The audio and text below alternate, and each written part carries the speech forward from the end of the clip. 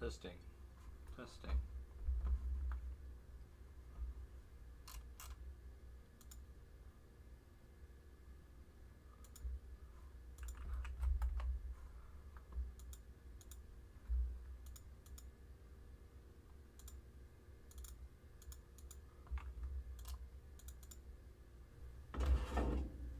Testing.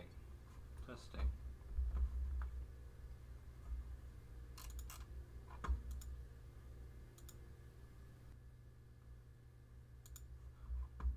Wow, we spent the past 2 weeks working on some stuff. It seems kind of unnecessary to do like a huge ruse, but I think it'll become kind of obvious as we go through this why it was necessary. But if you're here for the Jordan Peterson stuff, I'm sorry. You have been part of an epic ruse.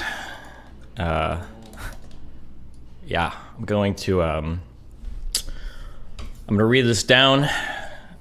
Probably been advised 50-50 on people I've talked to, where half of them have said, this is absolutely not worth it and you're committing career suicide. And the other half have said, this is great stuff, you should publish it. So yeah, here we go.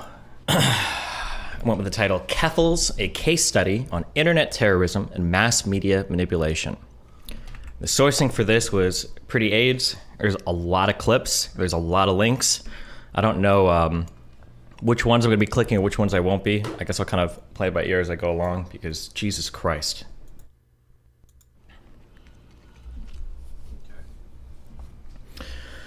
For the last 6 years, progressives and conservatives have waged vicious war with one another across cyberspace. With cultural, political, and advertiser pressure bearing down on these social media platforms, conservatives have slowly found themselves on the losing end of the digital battlefield in the ongoing culture war. As the role flips from oppressee to oppressor, progressives have sometimes found themselves embracing many of the same styles of aggression conservatives once engaged in. This is going to be a cataloging the past year, demonstration of what happens when communities fail to hold their own members responsible, and what comes of the belief that there are no bad tactics, only bad targets. This is going to be a careful documentation of lies, scams, threats, bullying, doxing, and an utter lack of accountability. Over the years, I've worried about the types of tactics endorsed by progressive communities, the uncomfortable distorting of narratives, the grotesque shape-shifting of facts, the general inability to hold themselves to a decent standard of behavioral conduct. I've been worried that the right combination of identity politics combined with a holy mandate from members of the media may empower deplorable actors to become the new representatives of our movements with no one left to put the brakes on their treachery. The prevailing narrative circling Kiwi Farms and Keffals is wrong. It is not the story of a downtrodden trans activist supported by righteous members of the media battling against an evil empire of militant Nazis and transphobes. Rather, it is the tale of an internet bully given far too much power on a mission to seek fame and fortune by building a career through vicious conflict, born out of lies and disinformation. We've allowed ourselves to gaze into the abyss for far too long. Keffals is the result.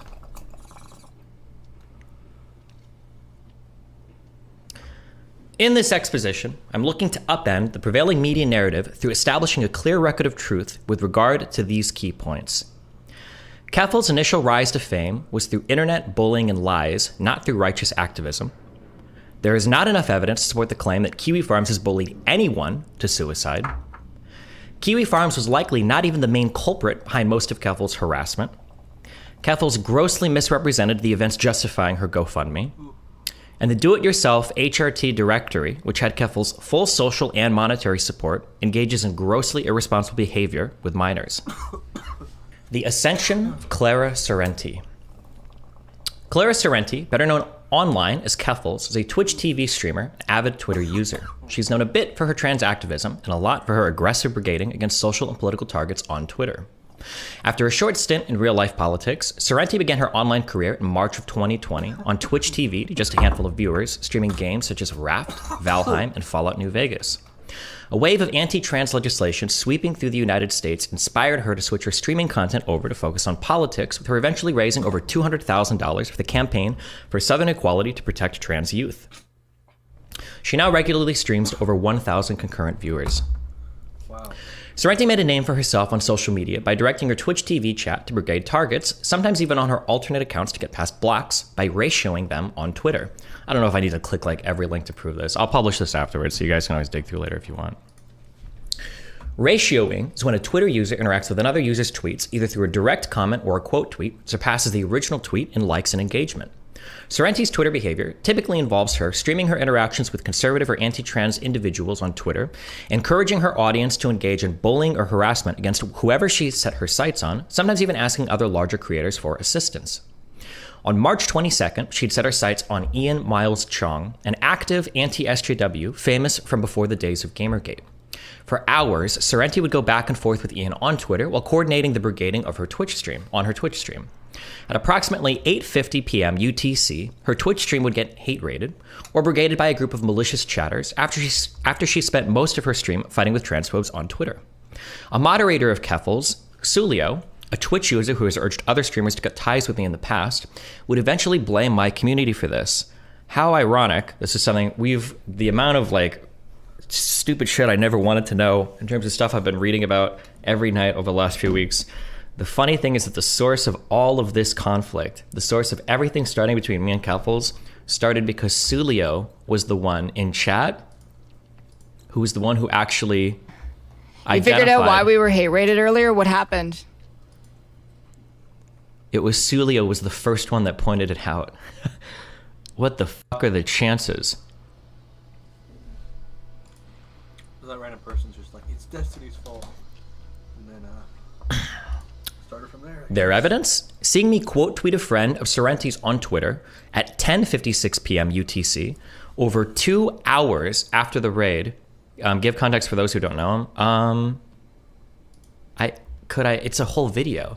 Oh my God. This is a guy who, I guess if you didn't know him, there was another streamer that I used to talk to called Hutch. And this is a guy that, play the clip of him crying. This guy literally called in Hutch and was like crying because he didn't want Hutch to talk to me because he just felt so bad listening to his talk. A pretty loyal viewer. Like, I'm around pretty much every stream, and he just you're just like, well, too bad. Just like, really, dude? Like, so not only that, and like Katie just told me that like you just kind of told her like at one point like you just told her just kind of the same thing and just like, too bad. It's like, Hutch, come on now. Like, these are viewers of yours, and you're just saying too bad. I usually tell people it's that guy. Watch him, he can talk to whoever the fuck he wants. Imagine being that fucking cringe. Oh my god. A moderator of Keffals. Crazy how it all goes back to the same communities, huh? Their evidence? Seeing me quote tweet a friend of Sorrenti's on Twitter at 10:56 UTC over 2 hours after the raid of which I was accused of causing. After noticing my quote tweet, Sorrenti quote tweeted my tweet at 11:17 p.m. UTC in an attempt to get my account reported and banned. She's a big fan of this. Quote tweet somebody, mass report them. Hi, Twitter support. This is Omnidesk, uses the account, blah, blah, blah. Ban evasion, blah, blah, blah. She always does this. But the only evidence Sorrenti would ever provide for the claim that my community hate raided her was that she shut down the raiders by auto-banning anyone who followed my channel. I was, at the time, the second largest political streamer on Twitch, with over 650,000 followers. Should be no surprise that auto-banning all of my followers would slow down any new raiders, as the same effect would likely have been achieved if she'd banned all Hassan or Vosh followers, the first and third largest political streamers on the platform at the time. Furthermore, it is not the case that every person following me on a platform where I have hundreds of thousands of followers is a fan of mine. If I were to have directed a hate raid, it would have certainly far exceeded the handful of chatters who showed up to harass her. They put the bot for the to catch all the DGGers at 11:50. All right, so at 11:50, that's when the bot started. They didn't end the first hate raid with the bot. All right, because that happened at 8. This is where they put the bot, because you can go and you can cross-reference when she's on Twitter where she talks about this, right? So she says on Twitter, we just put a bot that bans anyone that follows Destiny, and our hate raid ended. So there was another hate raid around here. The clips say that, right? But this one, the only hate raid that you can see, not DGG. Destiny didn't even know that Keffals was doing this whole stream, like fucking with him and saying that he was harassing her, until midnight. You can you can watch his VOD, and you can scrub through the entire thing, like we did at the beginning of stream, You were in her chat at the time? Yeah, I don't doubt that she was hate rated, right? I don't have any doubt in my mind that she was hate rated. It's just that there is no way for them to link DGG to this. That's the crux of the whole thing, right? The problem that I have with Demon Mama, assuming I still have... No, this is the... Yeah, look, this is the... You can see Destiny. This is Destiny for the first time reacting to Keffals, okay? Wait. This is at like midnight. Hold on, Keffals said you stealth someone? What? Have I watched this before? Insane. Oh yeah, meanwhile he stealths people, which is legitimately a form of rape. Okay, so he sees this. He leaves the room for like 2 minutes. Oh yeah, meanwhile he stealths. By the way, before you start saying like, that's when he decided to like get the hate raid going. This was after both of the hate raids, and Melina had been calling him, so he like went to help his wife. All right, people, which is legitimately a form of rape. Sorrenti would later claim in that same stream that I don't stand for trans people because I support segregation between trans women and cis women in college sports. Ostensibly, this single issue is enough to erase the numerous supportive debates and conversations I've had on my stream regarding trans issues. On March 23rd, the next day, my Twitch account would be indefinitely suspended for hate speech due to my stance on trans women competing in women's sports, with Sorrenti later taking credit for my suspension on Twitter. My ban would propel her into the spotlight, netting her almost 30,000 Twitter followers over the next week, making it the single most explosive month of growth her account has ever experienced on the platform, doubling her following. Sorrenti's primary strategy I didn't hear that. next week, making it the single most explosive month of growth her Oh yeah, okay. She claimed that it supports segregation between trans women and cis women. Yeah, okay. account has ever experienced on the platform, doubling her following. Sorrenti's primary strategy when dealing with people online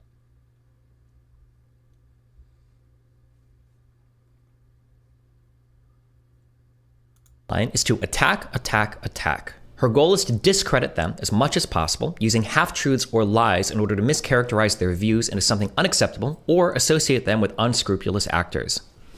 I don't know if I want to go through like every time it was kind of hard to strike a balance of like, do I list every time she's been an asshole or lied, and then every time there's like a correction? I guess I can read these. I don't know if I'll go over all the evidence for some of these, but on March 23rd, she claimed, I stealthed people, which is legitimately a form of rape. Oh yeah, meanwhile he stealths people, which is legitimately a form of rape.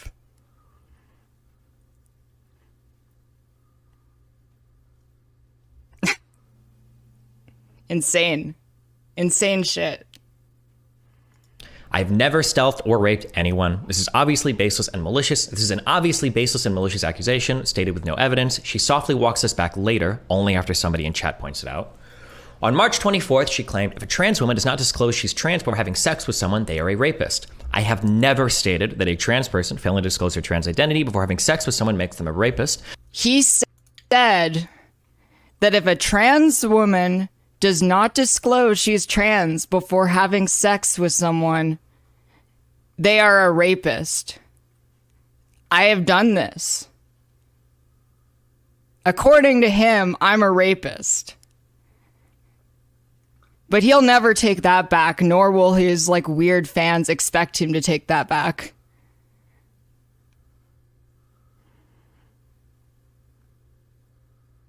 So, why am I expected to apologize for anything? I don't care.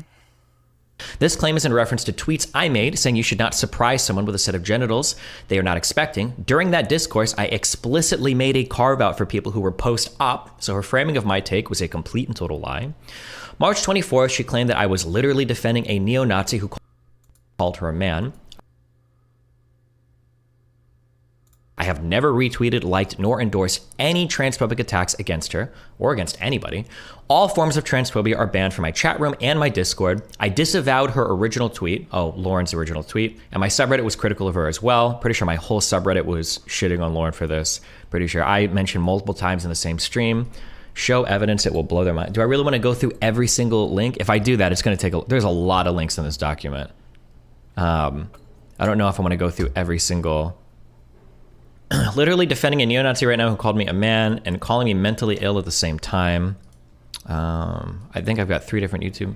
What's your take on Lauren's deleted tweet? It's stupid. She shouldn't have tweeted it. But hey, it's not like she's my dog or something. Stupid. Shouldn't have tweeted it. What's this? Go now. I mean, I don't think that it's like... I don't think that would be good to be like transphobic against people that you don't like, right? Like, wouldn't be good to be transphobic against people you don't like. Honestly, that problem tweet was omni-based. Lauren's tweet? No, Lauren's tweet was not based. It was just kind of shitty. Destiny.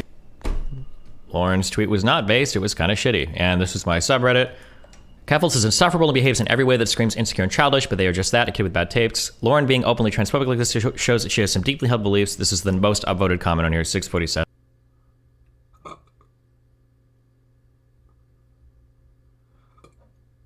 Not even close. On March 24th, she claimed I was showing support for Kiwi Farms when my chat actively attempts to dox her. All forms of transphobia are banned from my chat room and my Discord. YouTube chat is a bit harder to moderate due to limited moderation tools, but anyone making threats or comments like these are instantly banned by moderators. On March 30th, she claimed I mocked her for being a childhood grooming victim. I've never mocked her for being a childhood grooming victim. I was mocking her for constantly bending stories and narratives to suit whatever she was currently fighting about online. On May 17th, she claimed I let my audience mock her genitals. I don't even know what proof I was supposed to provide here. I have never retweeted, liked, nor endorsed any transphobic attacks against her. All forms of transphobia are banned from my chat room and Discord. On July 18th, she claimed I was directing people to Kiwi Farms to harass her with a deceptively cut screenshot.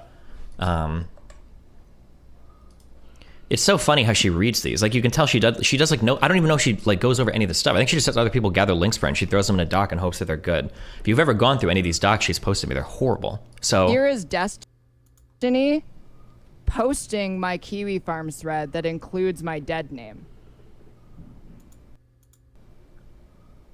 So it's like, not only did Destiny post my Kiwi Farms thread in chat, he's posting my dead name in chat.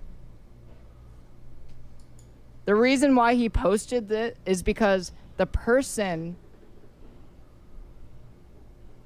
above, Pintle, right? He tried to post it and he got timed out. So Destiny himself posted. So this person tried to post a Kiwi Farms link, but it was a few days later. Look at the dates. This was in July. My post was in June. And this crop shows that Kiwi Farms is a banned link in my chat. Also, she doesn't show why I posted this link. Interestingly enough, we're going to run into a lot of this. I have never directed people to Kiwi Farms to harass her. I've linked to the site a single time in my offline chat on July 1st to demonstrate that the harassment she was receiving was coming from Kiwi Farms and not my community as she'd claimed.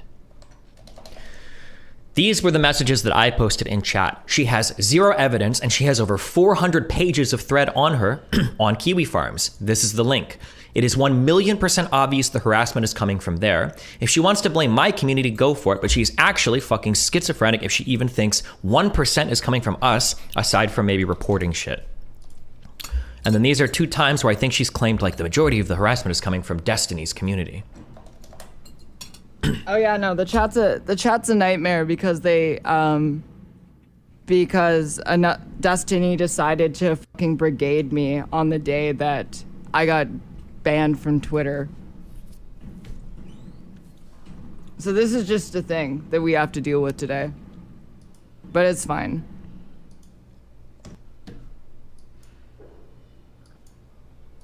Think you could use a vacation for the relentless harassment? There's literally no avoiding it. Like, you see it happens on Twitter, it happens on Twitch. Mostly from Destiny and Destiny's community.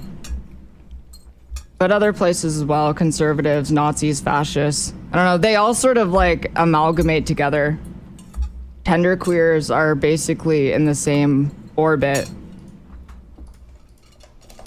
So the only reason why I made that post in my subreddit was to fight back against, this idea that it was coming from my community, which was super not true. Even in the screenshot she shows, KiwiFarms.net is clearly a banned phrase in my chat.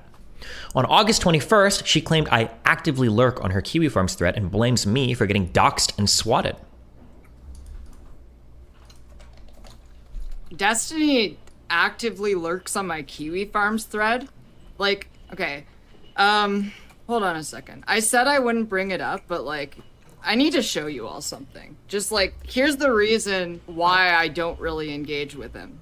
So like, the reason that I have a Kiwi Farms thread in the first place is because I got into a fight with Destiny and they started posting about me in his Kiwi Farms thread. And the moment that that started happening, he started talking on his stream about me being brought up in his Kiwi Farms thread. He's posted the thread link in his chat multiple times, encouraging his viewers to get involved. He has actively facilitated all of the bad things that have happened to me over the last several months. He had a point, you know? He could have put aside petty shit and he could have saved me from having an assault rifle pointed at my face. But he's a sociopath. You shouldn't get involved with him whatsoever or take anything he has to say seriously. And he has no future past streaming, so once he retires, he'll be completely irrelevant. I have never made a post in that thread. Most of the information I receive comes secondhand through Discord and Twitter, and I have not posted that link in my chat multiple times, nor have I ever encouraged my viewers to get involved. Notice she will never post proof of either of these things. On August 25th, she claimed, "I am the reason that Kiwi Farms found out about her. I am a victim of Kiwi Farms harassment and have been for 5 years. It is inconceivable that I could be held responsible for other threads created on Kiwi Farms that I had no hand in creating." Originally, on August 21st, Keffals seemed to have a completely different idea about who started the feud with Kiwi Farms, or about what started the feud with Kiwi Farms. What the fuck? And said it was because she started doing Twitter ratios, and that's why Kiwi Farms is digging up every little thing in the last 28 years of her life. How did the Kiwi Farm stuff even start? They noticed me because I started doing Twitter ratios. And they went from getting mad about Twitter ratios to digging up every single thing in the last 28 years of my life, looking for more reasons to be mad at me.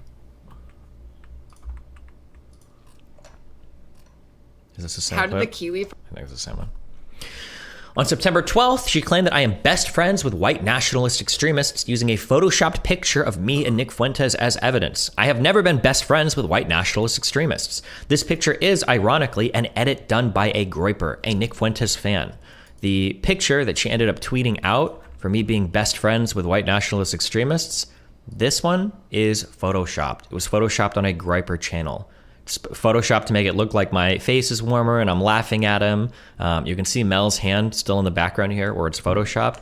So ironic that she's literally spreading Groiper propaganda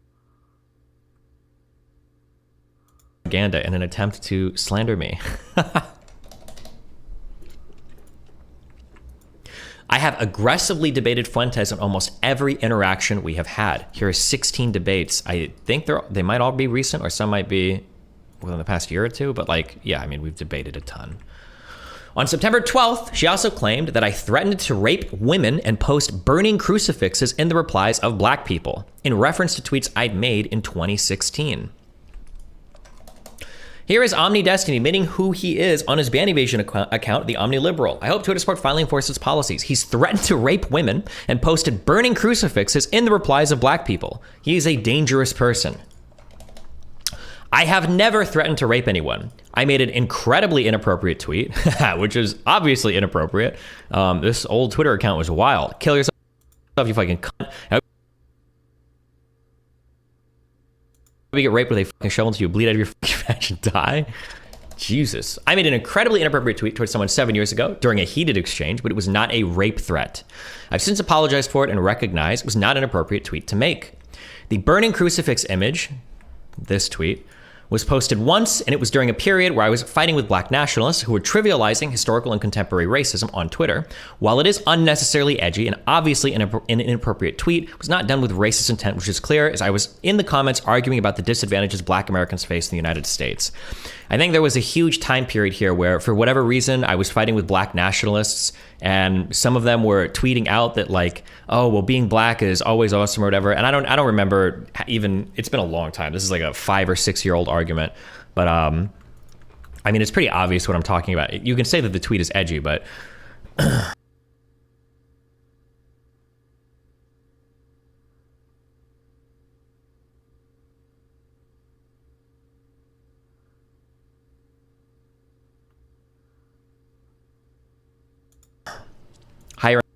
incarceration rates, lower job callbacks on the same applications, worse access to schooling, redlining, gentrification, et cetera, et cetera.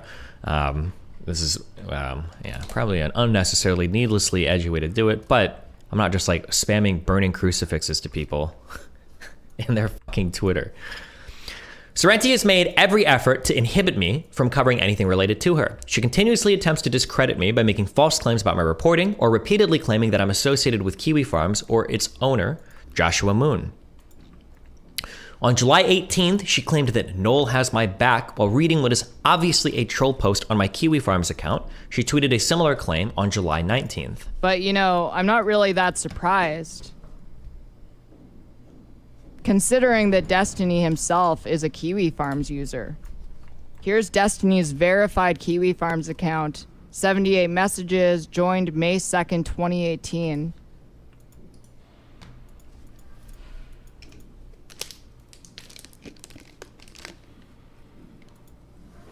And here's some other interesting things. Notice my reaction score is negative 875. Explain what that means. It's like Reddit karma, basically. Here is from Destiny's thread, him saying, I've known Null for like 6 years, dipshit. We used to play twos in StarCraft 2. He'll have my back 100%. He's one of the most well-connected guys here. So Null hates me. We'll get more into that later.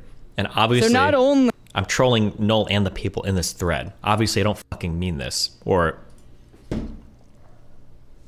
So not only is Destiny saying he's known Null for a total of 8 years now, he's saying that Null has his back.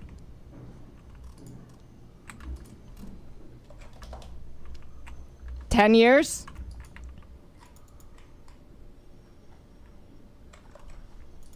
But, I'm not really that surprised.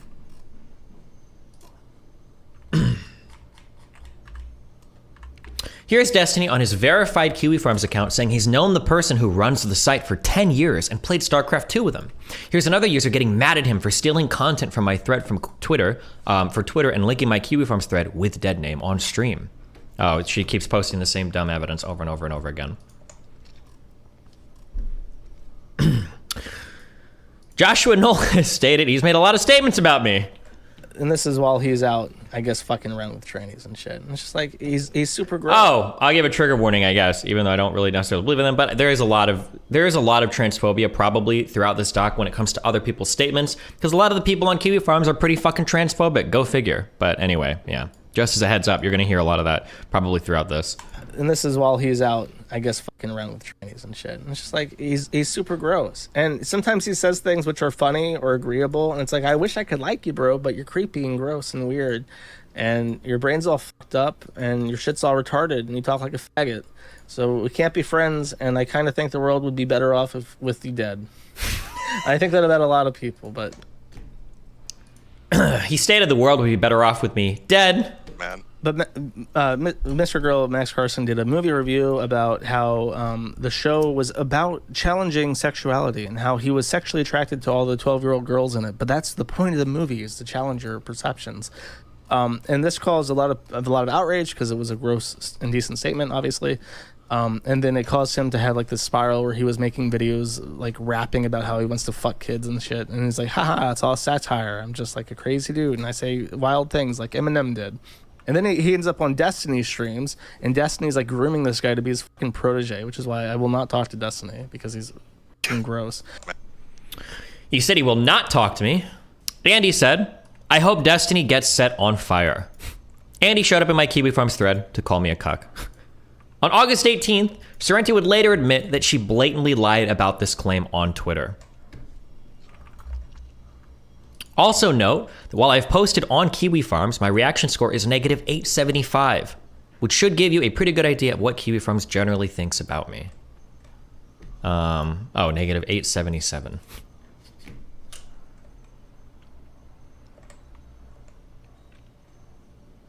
What's this? Why is it taking a while to load? Here we go.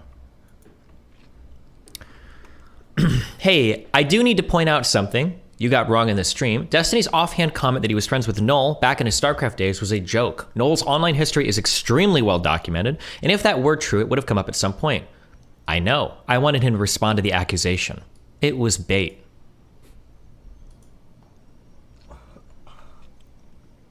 On August 21st, she claimed that I have actively facilitated all of the bad things that have happened to her over the past several months and blamed me for her doxing.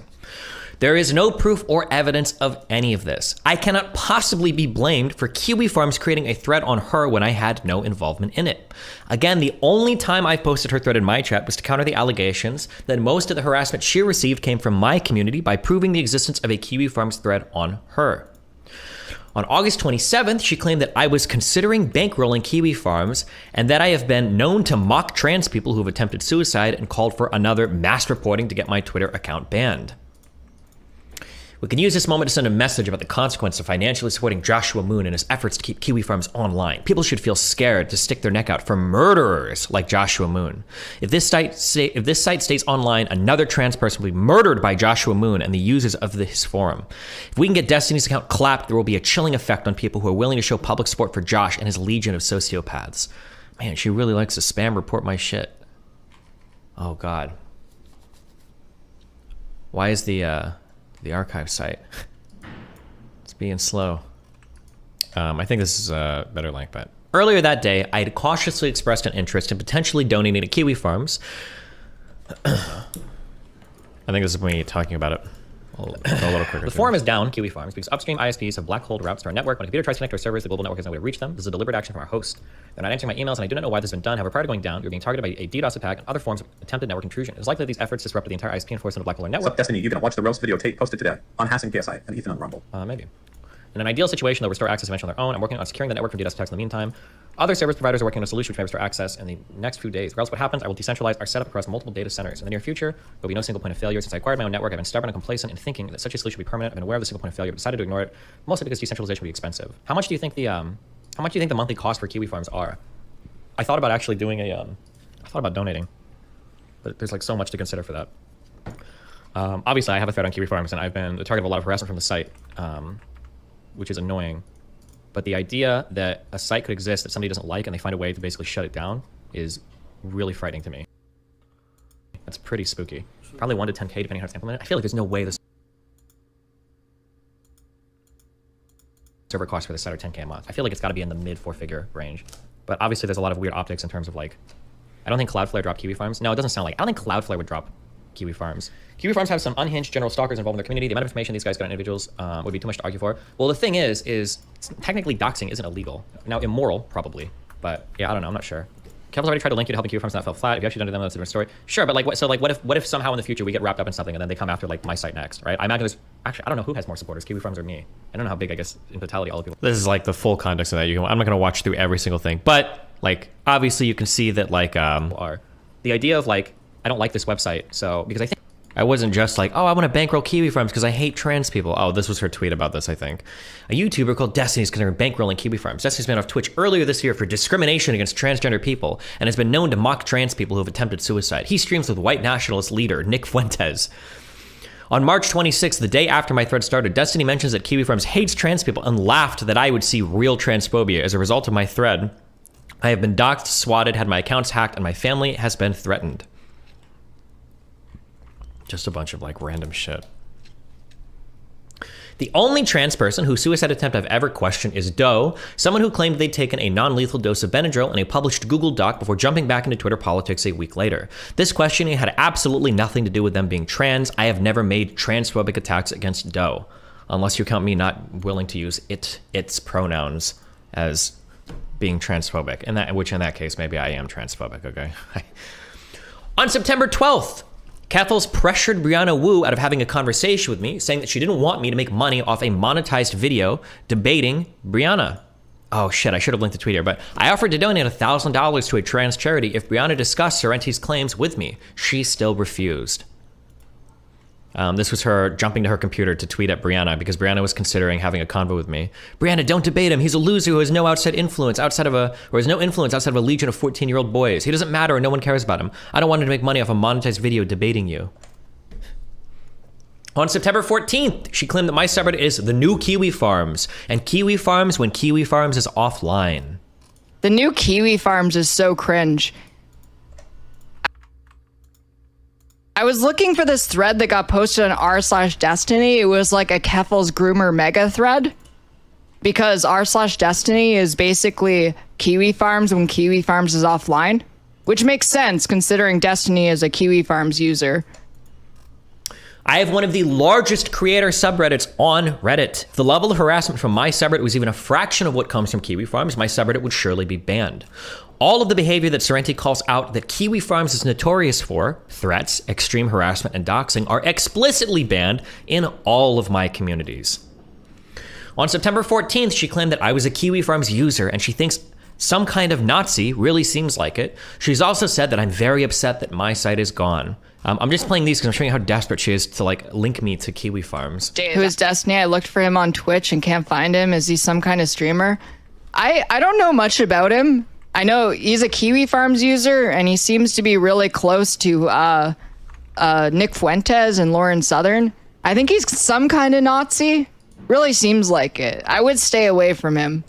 People accuse me of insane shit. Like, Destiny, in a recent video that he did, accused me of saying that I told my followers to bomb a data center in Ukraine. Well, I was in the middle of an email campaign, and I posted the information for a publicly traded company based in Ukraine. I posted the information. I said, do your thing, in the middle of an email campaign. Just absolutely unhinged behavior towards me all the time. I don't know what in the middle of an email campaign has to do with anything. By Kiwi Farm users. He's obviously just very upset that his site is gone. People accuse me of insane. My reaction score, like Reddit karma, on Kiwi Farms is below -850. Getting negative reputation at this level is considered somewhat difficult without getting banned and is usually only reserved for lol cows with accounts on the website. For reference, Near, someone who claimed to have committed suicide due to bullying from Kiwi Farms, had an account as well. I have only ever posted in my own thread, like Near. I have never interacted with any other thread on Kiwi Farms. My full post history is here. You're welcome to go and look through it. The allegation that I'm some kind of Nazi is patently absurd, and obviously so to anyone that has even a passing familiarity with my online presence. In regards to the bombing claim, it wasn't just addressed to her followers at large, but specifically her Ukrainian followers. Boom. When she says she posted the information, this includes the physical address of the data center. Interestingly, she also neglects to mention how she stated that I know Joshua Moon has expressed warm sentiments to Vladimir Putin and the site has many Putin supporters on it. At best, she takes advantage of a brutal invasion and humanitarian crisis for her own ends, and at worst, she engages in an implicit call to violence.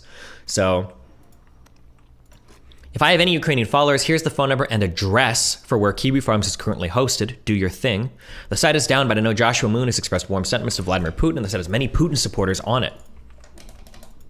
I think the Ukraine has, it's supposed to be Ukraine. I think Ukraine has more important matters currently. More important matters than dealing with platforms that have pro-Russian propaganda on them during wartime. The only funny thing is you are terminally online and don't understand how the real world works.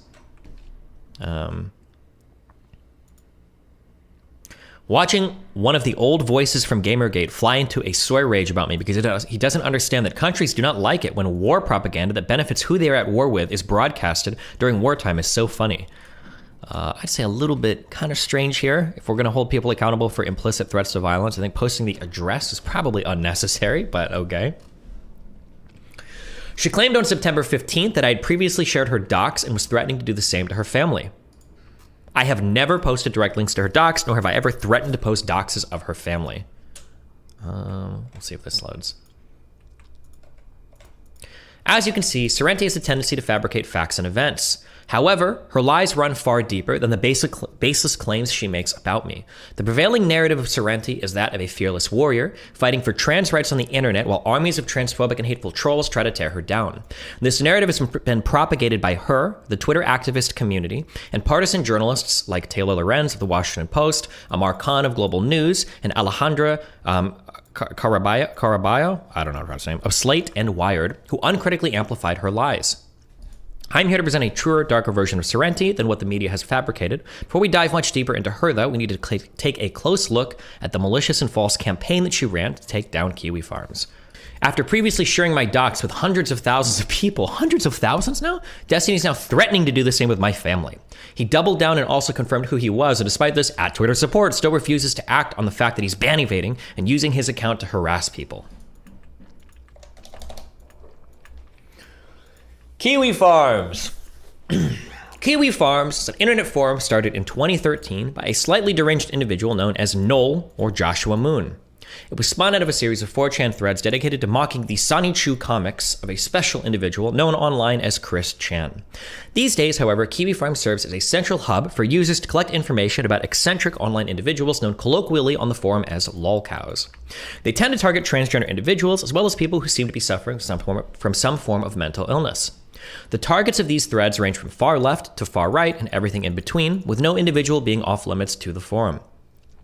The forum has garnered a notorious reputation for bullying and harassment and has been blamed by several media outlets for having driven at least 2 individuals to suicide, with some claiming 3 were driven to suicide. 2 or 3. This is sloppily worded. These are just a bunch of this. If you Google like Kiwi Farm suicides, you can find like 30 or 40 or 50 articles. I just linked 8 here that they force people to commit suicide.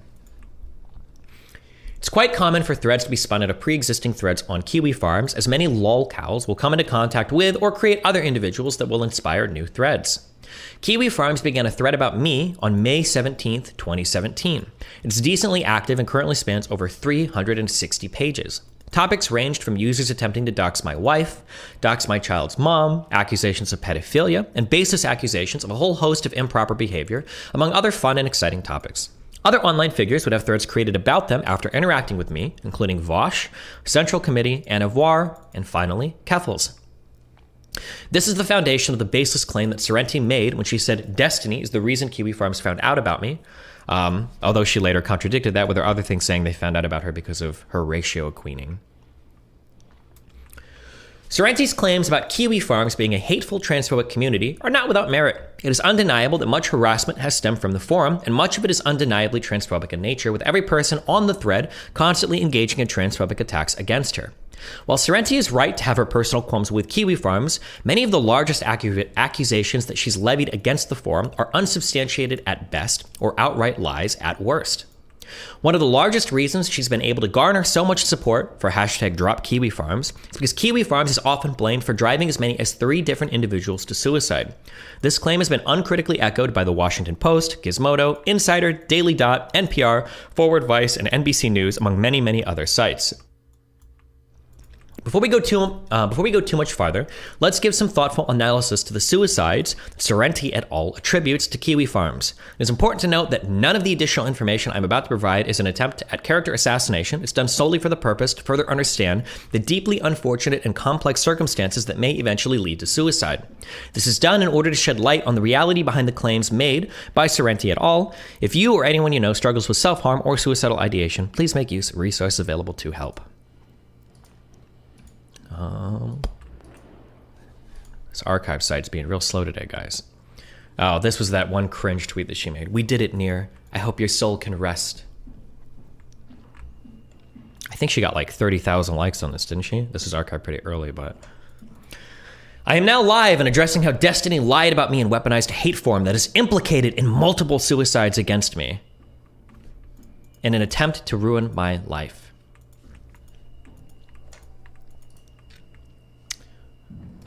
I hate that I spent so much time reading about this stupid shit. Good luck. Chloe Sagal. Is it Sagal or Segal? Oh, I should have looked up pronunciation guides. I'll say Segal. Segal? Segal? I think it's Segal. I'll say Segal. Chloe Sagal was known originally as an indie gamer developer who worked on small indie titles such as Homesick and Supernova vs. the Dinosaurs. Her first step into internet notoriety, however, would come from starting a donation drive on Indiegogo in April of 2013. According to Eurogamer, Sagal lied about contracting metal poisoning after a car accident in order to raise funds for sex reassignment surgery. Her quote, My time frame for surviving this is lowered from a few years to a few months, with loss of many basic functions due to arrive prior to my passing. I don't have time to futz with the system. Right now, I just need to get this thing out of me. I am a strong and independent woman. I can handle almost anything myself, but I'm setting this aside because I do not want to die from this. I have never wanted to resort to just donations, as opposed to asking for donations from people who've enjoyed my work, but it's clear that this is the best option I have right now. There was no metal poisoning, and there was no car accident. Alistar Pinsoff, a writer for Destructoid, originally had written an article supporting Seagal's Indiegogo. After it was personally revealed to him that the fundraiser was a scam, he revealed as much on Twitter, and then he was fired from Destructoid for outing Seagal as trans. Seagal would fight about the funds for some years afterwards, trying to claim that PayPal was scamming her, even reaching out to Brianna Wu in 2015 before being shut down for help. She would later complain on Facebook to Ahuvia Harel, a somewhat notable figure in the Gamergate era, that the trans community turned their back on her. I think this was the initial article that Pinsoff had written supporting her surgery. And then I think he later tweeted out that he had discovered personally, she told him that it was actually just a giant scam and she was trying to raise money for SRS. And once he found out, I think he ended up tweeting about it, and then he got fired from his job for outing Seagal as being trans. I think Seagal tried to reach out to a couple of big figures. One was Brianna Wu, ironically enough. She tried to reach out to get help from her to get the funds secured, but Brianna didn't want to deal with it. Seagal is a bit unhinged. She reached out to somebody else as well, was also a bit unhinged, but... On June 16th, 2018, Seagal would be taken to the police station after a wellness check had been called on her. Officers found her with a machete when they arrived, but they were able to defuse the situation before taking her to Unity Center for Behavioral Health in an ambulance, where she was released shortly after. On the morning of June 19th, 2018, Seagal limped out of her Portland apartment on crutches, making her way to a nearby park. Once there, she read a statement about her struggle with homeless and mental health issues before covering herself in gasoline and setting herself on fire. Her suicide note was published by a close friend of hers, Jasmine Barlow, which read, "My death cannot be silent. It has to be loud and political. My entire life, my experience, my education has led up to this moment. I can only expect trauma and death from my existence." It added at the end, "Whoever needs my van and the things in it should have it." Despite the fact that harassment by Kiwi Farms was not mentioned in the suicide note and does not appear to have played a crucial role in Seagal's suicide, the Oregonian, the Daily Dot, and Variety all mention Kiwi Farms extensively. Seagal had an active Kiwi Farms thread from April 27th, 2015 to December 12th, 2017, with the thread dying 8 months before her suicide. Seagal had attempted suicide once before in May of 2013 on her Twitch stream, and she threatened it again in Twitter messages to another online figure, Zania Jones, in January of 2015.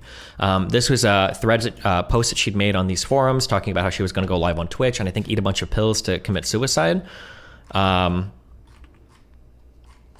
was the post? Was it the one up top? Oh, this is her posting, "I'm scared, just let me die in peace." And I think she tried to stream this to Twitch. And then this is Zania Jones posting DMs of Chloe saying that she's planning on committing suicide. And I think she threatens her as well, either in here or another one. But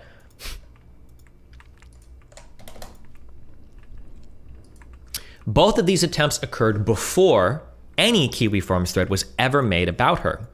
When asked what Seagal was like by a journalist, a close friend of hers described as much.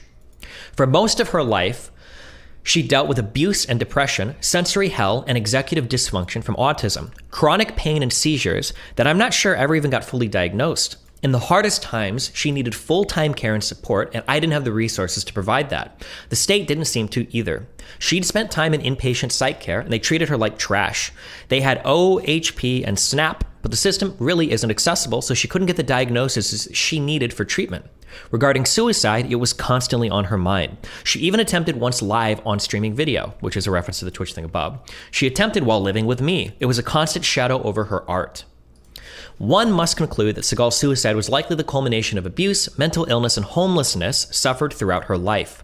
A prior partner who dated her for 2 years confirmed as much on Twitter, echoing that her suicide note specifically referenced systemic struggles with maintaining a home and adequate mental health care with low income being the reason she killed herself to send a message. The claim or implication that Seagal's suicide was driven solely or primarily from Kiwi Farm's harassment is unsubstantiated, insensitive, and irresponsible, and it completely trivializes and erases the political statement she aimed to achieve with her suicide. This leaves 2. I think this was her previous partner of 2 years tweeting out about this. Oh, I should have opened this in advance. Fuck, these archive links. They actually might be, oh, never mind, I shouldn't say that. But they could be. I'll wait for this. I'm trying to keep this, I'm trying to go for like brevity, but have enough information at the same time. There's a whole bunch of stuff that we like haven't included. This person's life was incredibly sad and fucked up. The Chloe Seagal person, like she was homeless for a large amount of her life. She had huge mental illness issues. Not like, oh, XD, I'm quirky autistic, but like super like needed, like this person said, needed full-time care. And then the extra sad thing is she is literally writing a suicide note calling out issues relating to homelessness and mental illness and not getting the proper care from the state. These are really big deals that if you know people that have special needs, they struggle with these things sometimes. The idea that her suicide is being hijacked and used as like, this is what happens when Kiwi Farms post threads on people is pretty fucked up. Oh, this was the previous partner. It's common knowledge nowadays that Chloe is dead because the trans community was oppressing Chloe. No, it isn't. Actually, it is. Everyone aware of the case tells the same thing. Everyone knows. Weird. I dated Chloe Seagal for almost 2 years, and this is the first I'm hearing of it. Her suicide note specifically referenced systematic struggles with maintaining a home and adequate mental health care with low income being the reason she killed herself to send a message. But I'm sure whatever nonsense your worm-addled brain absorbed from Encyclopedia Dramatica or whatever makes you more informed on the subject than someone that knew and lived with her personally. Go fuck yourself. Something that I will say in the doing all of the research for this document, I don't know, I might just be slow, maybe it's like a running joke or whatever. Encyclopedia Dramatica is one of the worst resources I have ever seen in my entire fucking life. There's so much wrong information, there's so much bad sourcing, there's so much, it links to something that doesn't even prove what it's just the worst. I would never, if you want to read it for lulz or whatever, go for it, but oh my god. Encyclopedia Dramatica is actually a dog shit fucking resource. Don't rely on it for anything. It's literally just a precursor to Kiwi Farms. I'm not going to defend Kiwi Farms, but at the very least on Kiwi Farms, they're sourcing their stuff or posting links or whatever. Like Encyclopedia Dramatica literally just makes shit up. And their source is, I made it the fuck up. Like,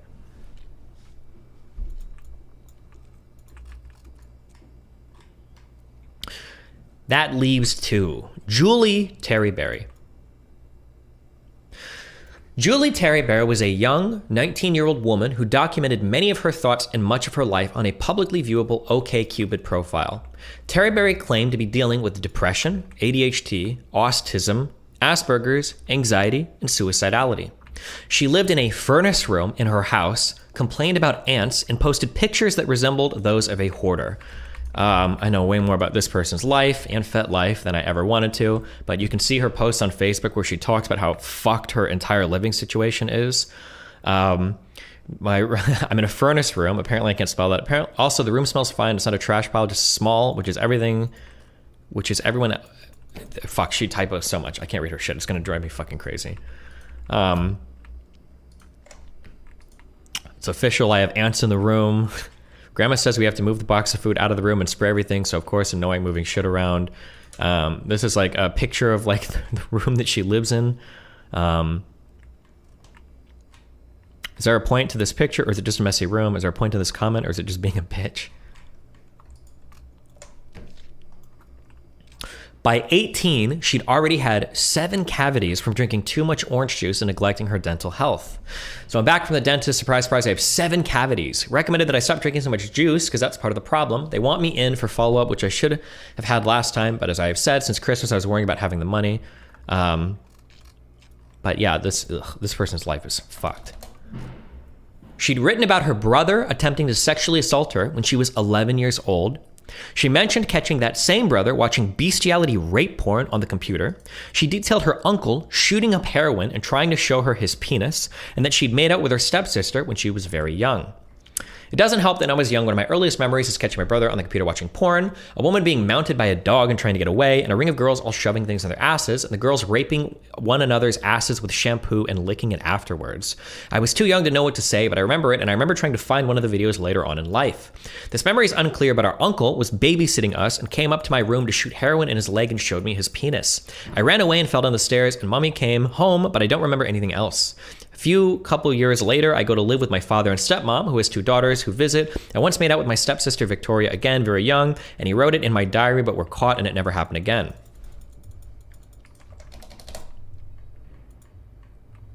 She also spoke about her experiences with multiple older masters who would teach her BDSM on an online dating app, IMVU, with one of them actually being arrested due to his conduct.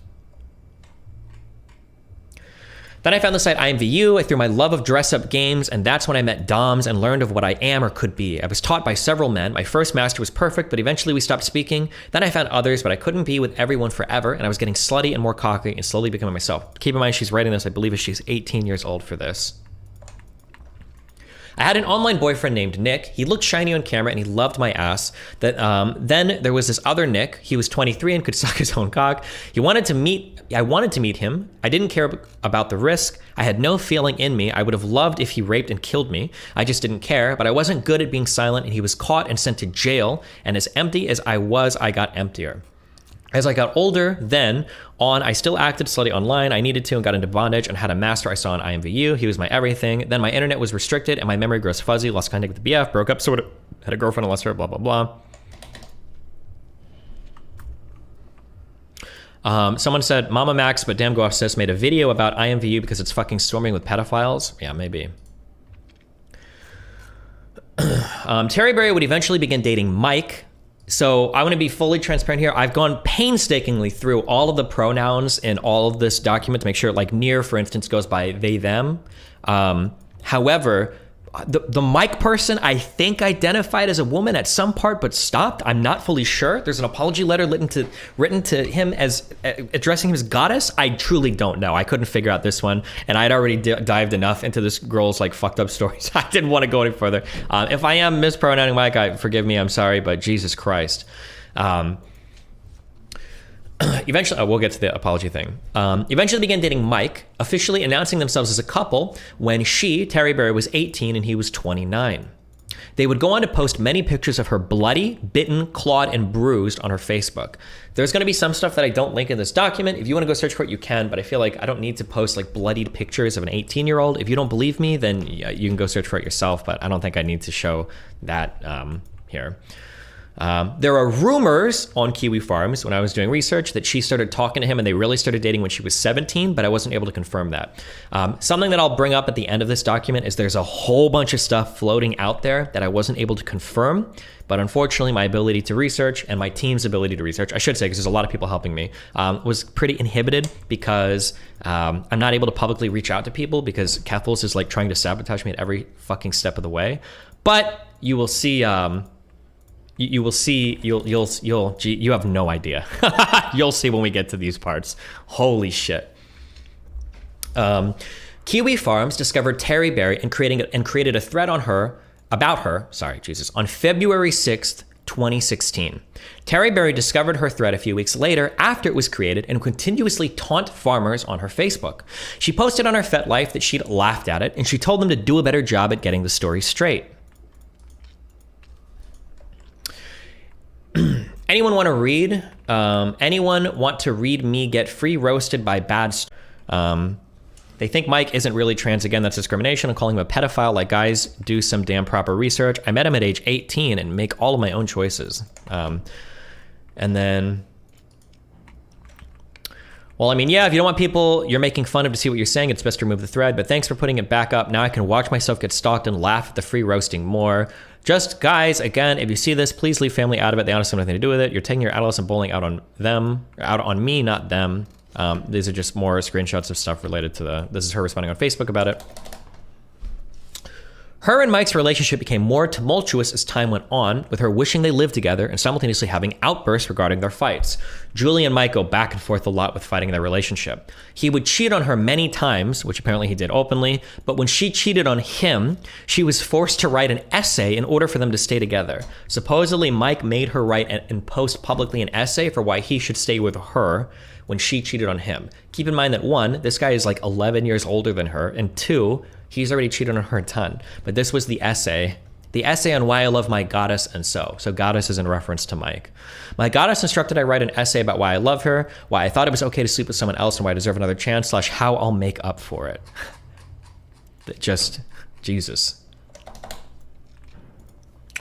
She would finally commit suicide by hanging herself in her grandmother's furnace room after Mike finally broke up with her. It seemed like they went back and forth a lot. Mike finally went ahead and broke up with her, and then eventually she killed herself later on. This is Mike shows up and he fights on Kiwi Farms. Kiwi Farms responds, as they obviously would, with jokes and shit.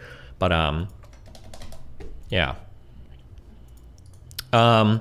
One thing that sucks about having to do all of this research in private is that when I was still openly feuding with Keffals, I had a lot of people reach out to me with a lot of information. When I had to go underground with the research, it became harder to reach out to people. But this is a message that somebody sent me that had went to school with her. Or she was a few years ahead, but take it or leave it for what it's worth. An individual wishing to remain anonymous who attended the same school as Terry Berry reached out to me to add her experience with her. I only knew her when she was a kid. We went to elementary school together. She was a couple years younger than me, and I rarely interacted with her, but I remember a few weird things. She was a sweet girl, but kind of off. She would act out and would just exhibit weird behavior for a kid. She really didn't have a lot of friends, if any. She basically just kept it to herself. I know she came from a very poor and troubled home. Her parents, I suspect, were doing drugs and were pretty uninvolved in her life. I grew up across the street from her elementary school, and my mom would my mom would take me and a couple of friends to the playground there on weekends, and I remember we saw her there a few times all by herself without her parents or anyone watching her. My mom became pretty concerned about her. I remember we gave her and her family some of my hand-me-down clothes and toys. After I went to high school, I never saw or heard about her again until she died. I didn't have her on social media, and neither did any of my friends, so I didn't know that she was posting. I didn't even know that she was being posted about on Kiwi Farms until like 2 days ago when I read a post on your subreddit that mentioned her name. I was completely mind-fucked by it. My friends and I had all just assumed her death was a suicide or something drug-related, but we never looked into it again. So again, I really wasn't close to her, especially in later years when all of this was happening, so I can't tell you with 100% confidence that Kiwi Farms had nothing to do with it, but I can tell you that she was clearly mentally ill and troubled even from a young age and didn't have a support system around her. So in my opinion, just from what I know of her situation, this is going to happen with or without Kiwi Farms. Makes me feel sick that Keffals and other people are using her to push some weird agenda. Julie had a very hard life. She doesn't need to be used as some pawn in some weird fucking clout game. People just need to leave her alone and let her memory rest. Julie's life was a mess, likely from birth. She'd been sexually exploited by multiple family members, likely had drug problems throughout her entire family, had an unstable living condition, and chased horribly one-sided relationships her entire life, with previous partners enacting physical abuse on her as part of her lifestyle. Some of those pictures between her are really fucked up, but yeah. The claim or implication that Julie's suicide was driven solely or primarily from Kiwi Farms harassment is unsubstantiated, insensitive, and irresponsible. That leaves one. David Ginder. Ginder is how I've decided to pronounce this person's last name. I don't know if there is a better way to do it, but Ginder it is. The third death attributed to Kiwi Farms, David Ginder, is the most contentious of them all. Ginder was considered somewhat of a programming savant. Under the alias Bew, they single-handedly created the first cycle-accurate in a living condition and chased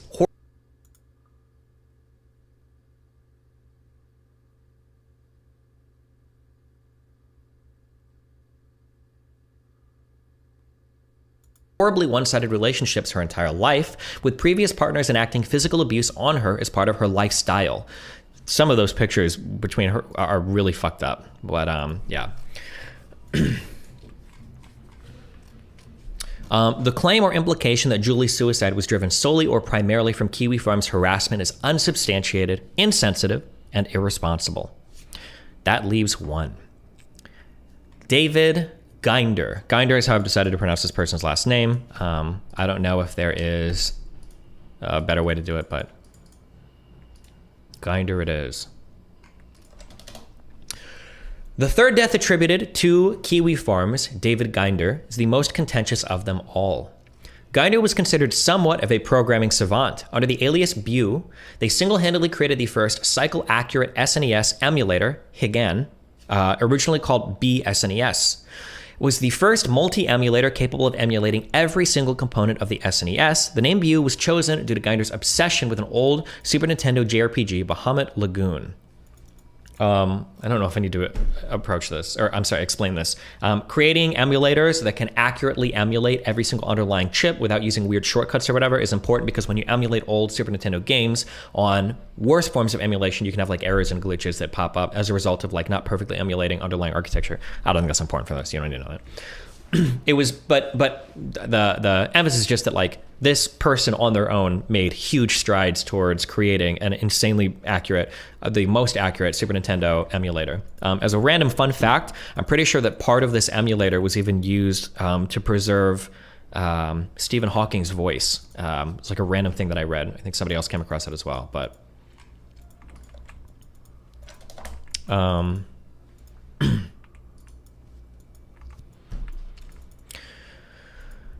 Despite Ginder's success in the emulation scene, they were frequently involved in drama across several mediums. They were almost scammed in 2011 by an admin of Assembler Games, Kevin, over a monitor on eBay. They posted about this. In 2012, Ginder tried to auction off their complete collection of Super Nintendo games for $20,000, although they received no acceptable bids. In 2014, they began to post about their mental health, complaining about their lack of progress in learning Japanese or drawing, and begging someone to reach out and help them learn Japanese better. Ginder was also frequently involved in fights and drama with other parts of the emulator community. In 2016, they posted about being fervently anti-Trump, and in 2017, they revealed their rather young-looking persona on Twitter. I don't think this is not safe for work. I think you got a lot of harassment for... Does this count as not safe for work? I mean, it's kind of naked, but kind of not. I don't know why that's the only link I collect. I probably could have gone through but yeah, Nier has been involved or had been involved in a lot of different fights with a lot of different communities over a lot of different things. They expressed concern about their failing health and losing too many productive years of their life without meaningfully progressing in any areas beyond programming. One of the things that David brings up constantly is that they worried that they'd wasted a lot of time programming just one thing. Their progress with Japanese was very poor. They didn't feel like they had made they'd done anything with their life that was worthwhile besides the emulator. Like that was a big consistent thread throughout a lot of their posting. Ginder's Kiwi Farms thread was created on May 14th of 2018. The thread was, by Kiwi Farms standards, a relatively inactive thread. After only a week of creation, the thread died until September 12th, 2019. After another week of posting, the thread died again until February 2nd of 2020. On February 7th, Ginder shows up and begins posting in their own thread, explaining why they created their Nier persona and their attempts to separate their programming achievements from their personal oddities. Ginder even goes as far as to thank some of the posters for the wake-up call they saw in the thread. I think at the time of Ginder posting, I think this thread was only a few pages long. Pretty sure it was less than 10 pages long. Ginder's quote, "I'm not going to condone anything here, but honestly, I appreciate that this thread was made. I really do. It put all my bullshit in one place, and it was a bit of a wake-up call for me. It's not perfect, but I've been trying to get my shit together as much as I could these past 2 years. I'm not going to dismiss my friends, or those who happen to be trans, or furry, or on the spectrum, or whatever it is you guys dislike to fit in here. So I'm sure it's never going to be good enough. I do dismiss anyone who hurts another child or animal, though. Putting those people in jail is the one thing I support from here. I took the valid criticisms to heart, and I've been making changes. I took down my old articles, I stay out of politics and online arguments, and I'm keeping my head down and staying productive instead. I'm working on making software now that people don't hate and that aren't filled with my own bizarre hangups. I'm trying to pass on my knowledge so that someone else can take the torch when I'm gone. So sincerely, and only in my case and no one else's, thank you for the wake-up call here, OP. No hard feelings, I'm not asking you to take it down, and I know you never would anyway. Keep it, mirror it, put it on a titanium disc and ship it into space. I'll own all of my mistakes. If you ever get a DMCA or GDPR request or some bullshit on this, it's not me. Send me an email and I'll counterclaim it myself. People do impersonate me, for example, on Stormfront, so keep your guard up against any false flagging or white knighting, please. I support free speech absolutely, even when it's speech I don't like, because silencing it only makes things things worse. I even defended Tom in the recent Goman translation controversy, knowing they'd lose knowing that it'd lose me support among my friends. And I'll lose a lot of support by simply posting here at all, so be it. In any case, this has nothing to do with you folks. But I've been planning to retire at the end of the year or so. I did what I set out to do with my SNES emulation, and now I've mostly outlived my usefulness. Let me wrap up my last few projects, and then I'm out. Many of the replies were positive, with Nier themselves expressing their surprise at the response their post received. It could be worse. You could be unskilled, lacking genitals, and doxxed. Count your blessings. Transphobic attack. Well, we're all assholes here. Most of us are just taking the piss out of you. Half of us are autistic too. Last and most importantly, do you have anyone you'd like to post about or dox? We have small but persistent cliques of lefties. They could use someone with your skills. These are just like posts, like, yeah.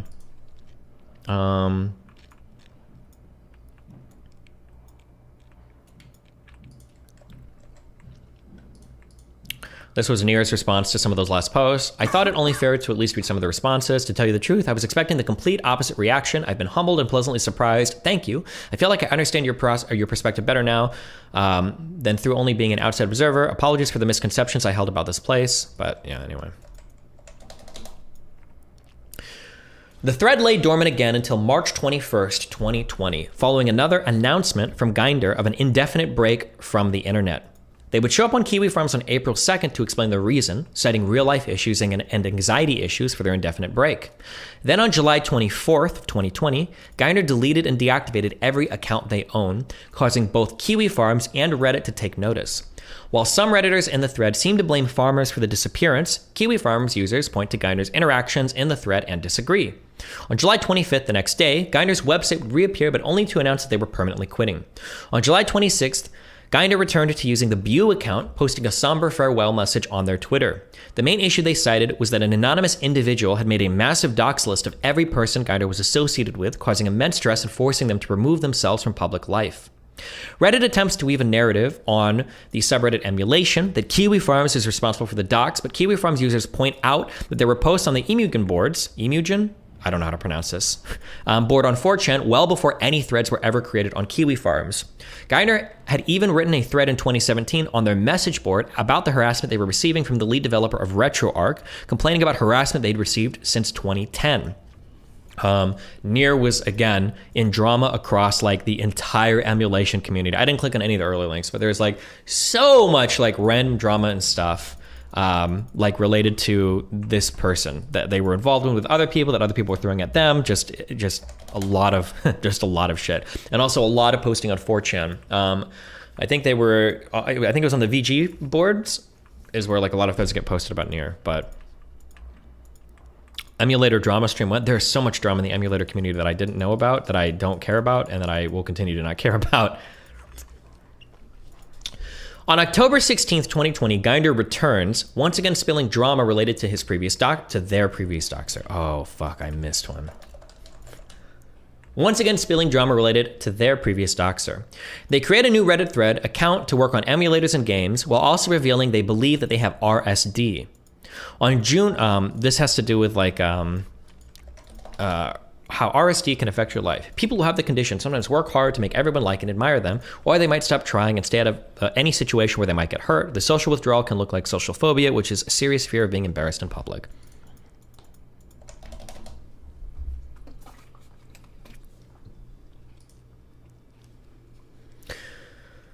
On June 26th, 2021, Grindr sent an email to Joshua Moon requesting for him to take down their thread on Kiwi Farms, claiming that the doxing stemmed from the forum. If Moon accepts, Nier said they'll give them 120,000 USD and offer their services as a software developer for the site. If Joshua Moon refuses, Nier claims that they will reply with a scan of their passport, a recent photo, proof that it's theirs, and then hang themselves. I think Nier even posts like a picture of their ID like in a noose on this. I don't know if I included that in here. Grindr and Moon go back and forth over several emails, with Grindr sending 4 emails within a 13-hour time span before finally stopping, claiming that they're going to commit suicide. They said that they had given their passport scan to a trusted friend who will post it anonymously in a few hours so that you guys can confirm it's legitimate. They then said to look for news in the Arakawa ward of Tokyo in a few days. no passport scan of David Ginder, nor news of an American suicide in Tokyo ever emerged. On that same day, Ginder posted a Twitter thread laying the entire blame for their suicide on the 13-page thread about them on Kiwi Farms. A friend of Ginder's, Hector, posts a note on behalf of an anonymous mutual friend of Ginder and him who claimed to have been on the phone when Ginder committed suicide. The identity of this anonymous individual has never been identified, and they also lay the entire blame for Ginder's death on Kiwi Farms. They never mention the 500 plus posts on 4chan's VG board, most coming from the Imogen General thread on Ginder. Interestingly, they also claim to have frequently gone out to eat and seem to have hung out with Ginder, despite Ginder claiming just the same day that they had no real-life friends. This was part of Nir's final thread. The internet isn't a game, it's real life. I'm a real person. This stuff really hurts. I poured my entire life into this. I have no real-life friends. I have no other reason for being, only this, and now I have nothing. I'm trying to get this archive to load. Hold on.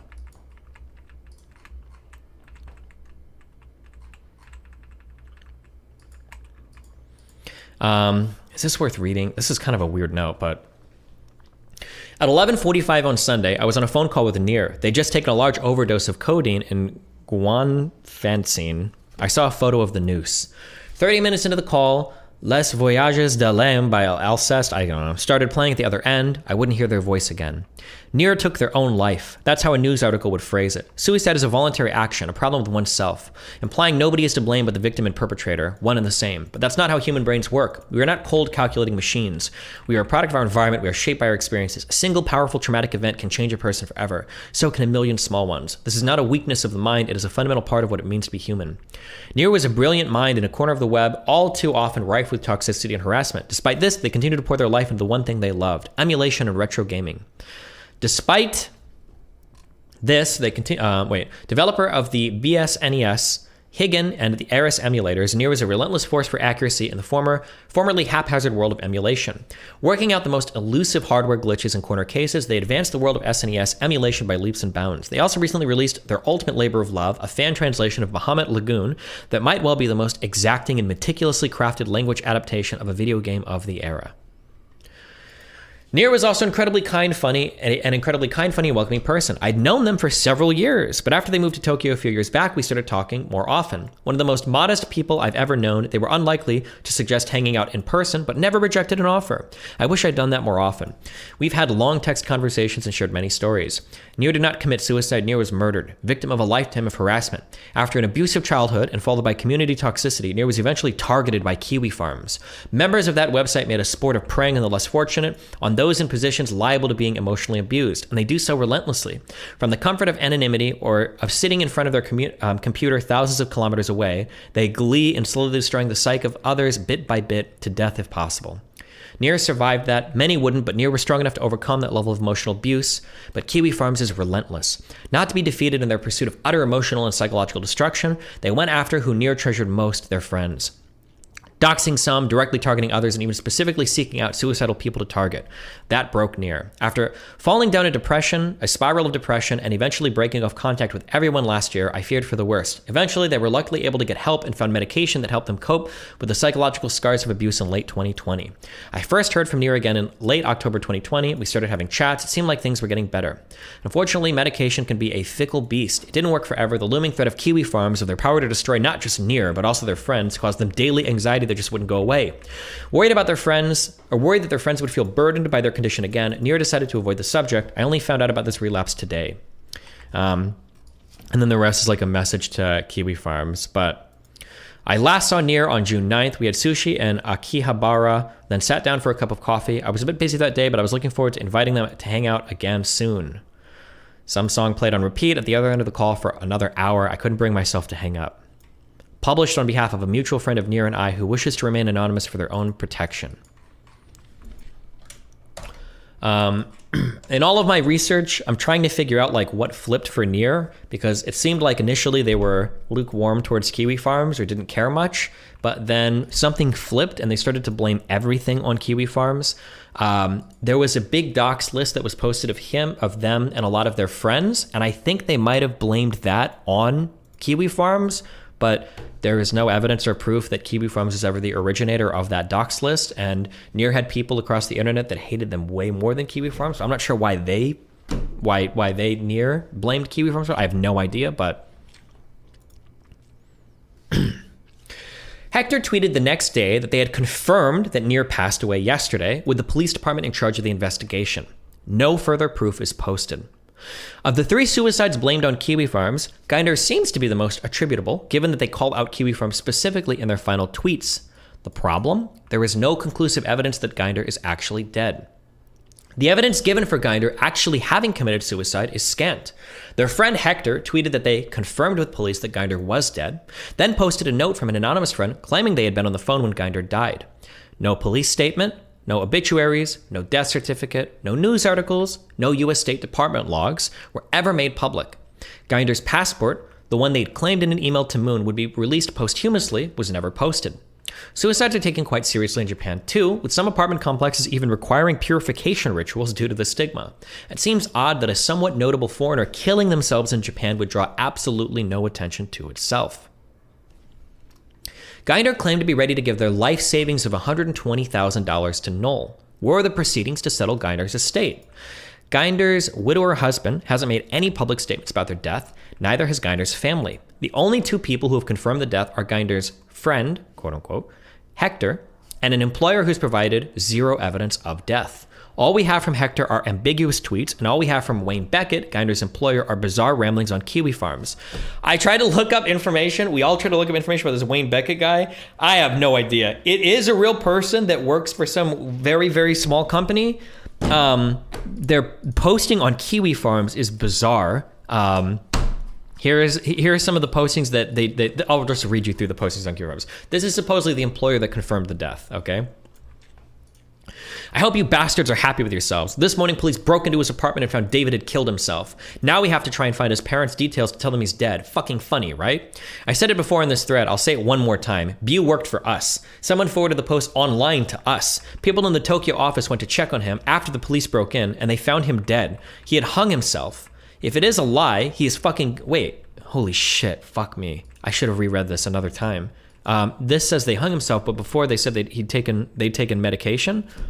Okay. There's a lot of inconsistencies on a lot of different things, by the way, going forward. But if it is a lie, they are a fucking good actor, pretending to be dead for over a week now.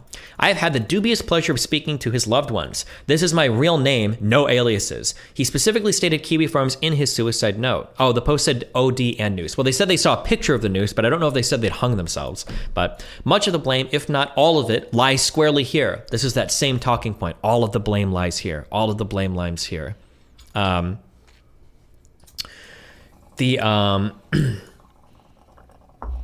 Fuck. Oh, I was going to reach out to Knoll because one thing that I was curious about, it was mentioned that there was a noose in a picture. Yeah, I remember that. He said he saw a picture of the noose. His friend did. One of the things I was going to reach out to Knoll about was to figure out, Knoll says that he verified, or I believe this Wayne Beckett account was verified. I wonder what that means. How Knoll does the verification on this person. I'm super curious. But Kiwi Farms was going down a ton because of all the DDoSing and everything, so... there was no way for me to get a hold of him, but whatever. Why would I tell you? You guys are such dipshits. If the door was locked from the inside, how would they open the fucking door? Secondly, if you don't know his name, how do you know he hasn't died? Take a look at the obituaries. I'm not going to waste any more seconds of my life on you morons. Congratulations, Sherlock. You know his first name. Whether you believe me or not is irrelevant. I have better things to do than to try to convince a bunch of incels of a colleague's death. Believe what you want. Perhaps you will sleep at night. Congratulations, Kiwi Farms. This is a picture of an urn they post, and I think they have his name, or their name beneath it. I have a photo of his corpse, but to be honest, I don't think that'd be kind to his loved ones. No doubt you would say it's photoshopped. Crikey, you guys are sick as fuck. He would need a fucking Ouija board, or not Ouija, fuck, I think I said that. Ouija keyboard to log in. This is going to be my last post ever on this site. Why am I bothering to try to convince people I can't stand I don't know? I don't give a shit if you don't believe me. I absolutely refuse to post a photo of David's dead body so you guys can jerk off to it. Get a life, get off this sick site, and do something useful with your lives rather than hounding people to suicide. Mic drop. Okay, I don't know if you can see the mic drop. Fuck. Is that the best you guys can do? I give you my real name and you suggest my career, which is probably 3 times your age, is going nowhere. You funny guy. Ha ha ha. Retard, ouch, et tu brute, or whatever. But anyway, Jesus.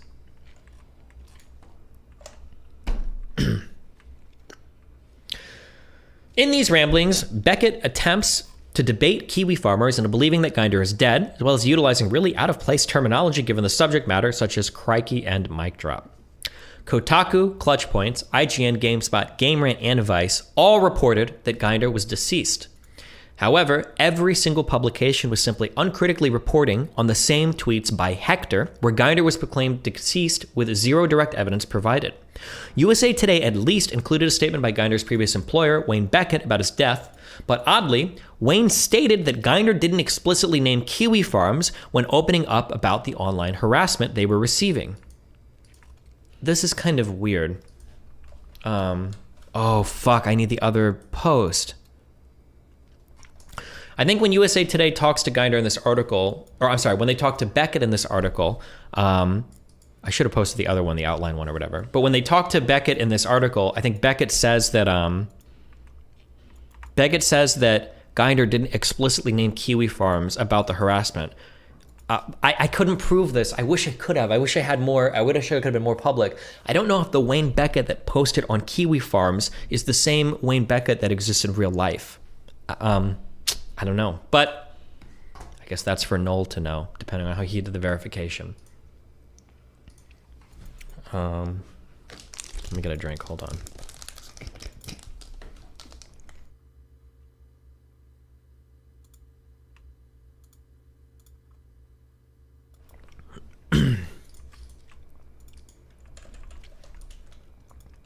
People are posting the thing, sorry, hold on.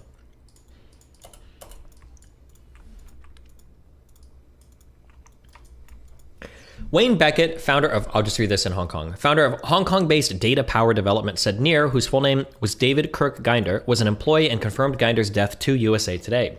Beckett said Ginder, who identified as non-binary, shared that they were having trouble with bullying online, though they didn't explicitly name Kiwi Farms. Interesting. They also know that they're non-binary there in that USA Today article, but when they were posting on Kiwi Farms, they constantly misgendered Near. But hey, who knows?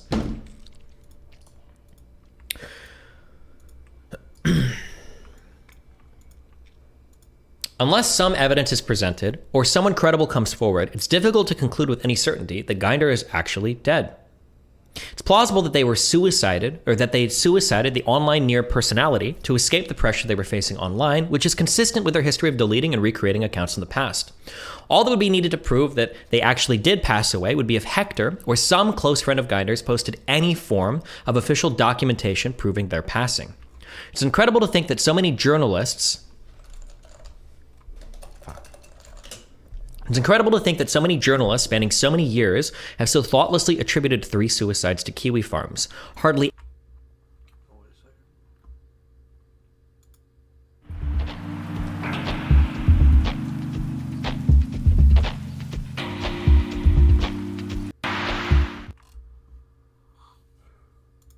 any of the research done, or hardly any of the research done on any of these 3 individuals was gathered via any media sources. Instead, I had to dig through archives of 4chan and Kiwi Farms threads and FetLife and Facebook to understand what was really going on. Not a single journalist seemed willing to do any homework beyond copying the work of other journalists before them. In the end, the 3 suicides caused by Kiwi Farms ended up being 2 misrepresentations and 1 unconfirmed case. There was one potential silver bullet. This is another one that I could have reached out publicly.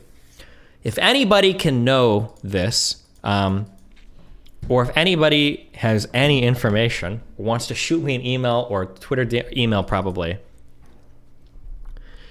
If anybody knows what Near's Twitch account was and can confirm it, if they know 100%, I can actually show that messages were posted on that Twitch account after Near had supposedly committed suicide. But it's like, but I'm not gonna say what the Twitch account is because I don't want people faking it, but the way that I can collect logs, or we can collect logs and look at stuff, I can actually show that. But I would need somebody to reach out to me and confirm that they knew what Near's Twitch account was.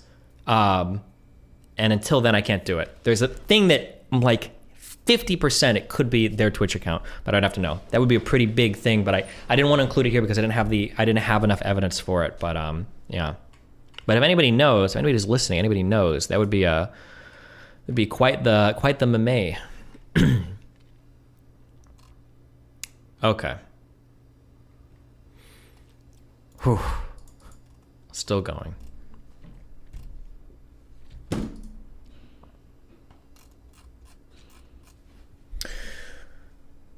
Who are the doxers?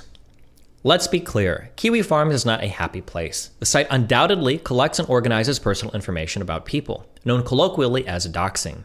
And Sorrenti's thread is no exception to this. She has every reason to be upset with the site, and there's much to be said about the accountability that websites should have when it comes to curating people's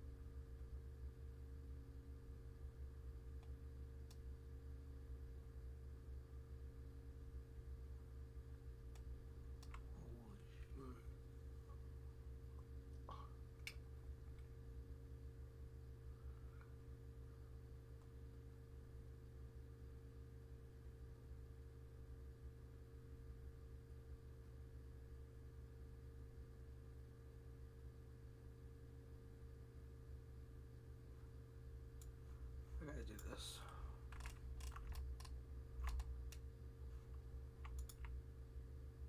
Oh shit.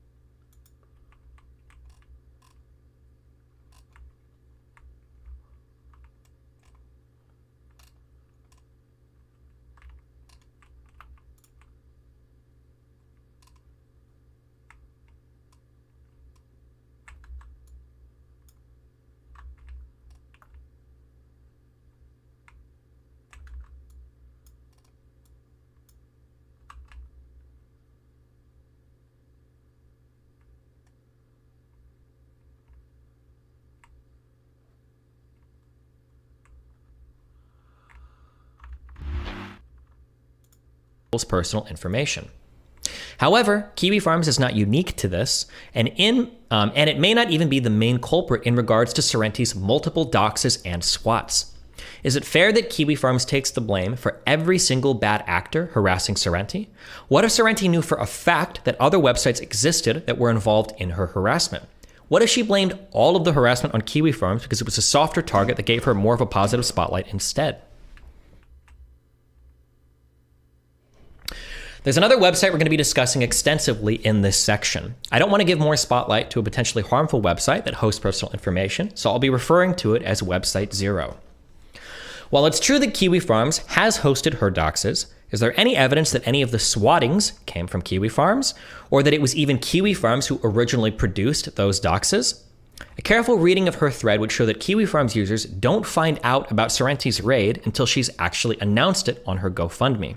It's possible that one could think Kiwi Farms users would attempt to swat her secretly, but does it really make sense when it's also been claimed that users on the site are publicly threatening Sorrenti? I decided not to do a whole section on this, but just because there's like implications, but the information around the threats that were posted on Kiwi Farms that I think ultimately got them delisted from Cloudflare is hella sus. There is a person that so this person has an account that's hasn't posted in 2 years. Then they start posting in Keffals' thread. This person makes a threatening post at 3:42. Keffals has a screen cap at 3:53, tweets at 3:55, and then at 3:56 the post is deleted. I don't know if any of you guys have ever seen that thread on Kiwi Farms, but that shit moves at like 1,000,000 miles an hour. I think I've clicked on her thread like once or twice, and when I click this thread, it's like there's 20 new pages in like 2 minutes. It's like not even worth trying to read. But it's pretty crazy that there were 2 threads posted on Kiwi Farms. I'm pretty sure both of them got taken down within 15 minutes. And somehow it's still too big of it. It's just interesting because Twitter would never be held to the same standard. No other website would ever be held to the same standard. Somebody posts a thread, moderators remove it, but the thread gets shut down from, the thread gets shut, or the entire website gets kicked off of Cloudflare. That's pretty insane. But regardless, Kiwi Farms users don't find out about Sorrenti's raid until she's actually announced it. It seems reasonable that we would need a high bar of proof that serious harassment like swatting is actually originating from a website before attempting to wipe it from the internet. Sorrenti's actions have been continuously and needlessly reckless for somebody in her position. She announced that she'd be staying in a hotel on August 13th and took a picture of her cat on the hotel sheets. This hotel is doxed within hours. Sorrenti then claims that she starts receiving pizzas from various locations to her hotel room, which then prompts her to move to a new hotel. On August 18th, Sorrenti decided to taunt the doxers on Twitter after moving to a new hotel. Shortly after, on August 21st, Website Zero hacks into her Uber account and orders $131 worth of food to her new hotel. When retelling the story, Sorrenti claims that it was at least $500 worth of food. Although Website Zero only posts the original order receipt, it's possible that they placed multiple orders to reach the $500 price the next day. These are messages that she's posting. Fuck, this archive set is super laggy. She posts pictures of her cat. She talks about that she's moving to hotels. She talks about moving hotels. Here's pictures she's posting. They cross-reference the bed sheets and the picture of my cat with other local hotels until they found a match. It's people that hide from doxes and stuff. I don't know why anybody would ever post pictures and talk so much about where they're going, but we'll get more into that later.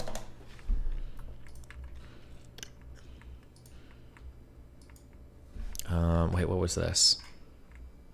Oh, and then this is her taunting the doxers, basically. They'll never find me now. I'm better at hiding than Saddam Hussein was.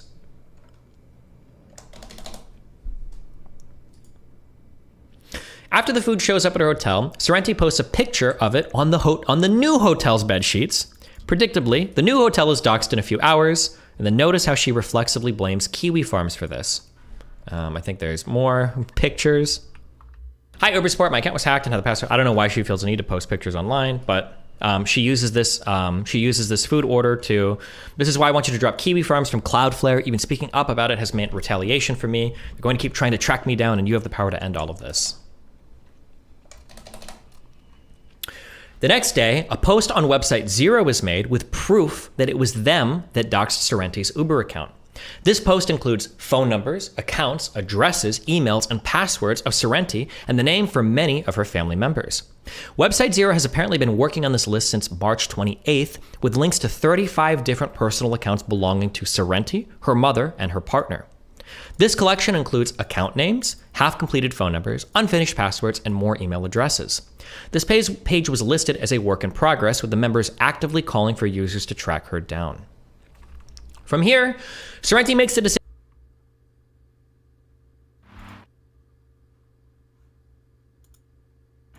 decision to move to Northern Ireland to flee from the internet harassment she's been receiving. I don't know why no journalist ever questions why she has to go to a different country to run away from people online. That's just kind of like a thing that people just uncritically repeat. It seems a little bit strange, but okay. She starts tweeting out information specific to her travels, with some commenters even calling her out for her recklessness. One among many questionable decisions is that she chose to move in with a friend who she knew had already been doxxed in the past, despite raising money on her GoFundMe explicitly for escaping the harassment from Kiwi Farms. Nice jobs, Kiwi losers, DDoSing my website while I'm not even live streaming because I'm traveling. Greatest minds in the world on that hate forum. Anyway, I'm almost in Europe. I'll touch base later. Love you, hun, but stop giving us location updates for fuck's sake. Europe is an entire continent. I don't think that helps me get doxxed. Keep in mind this after people apparently doxed her from her bed sheets. Like,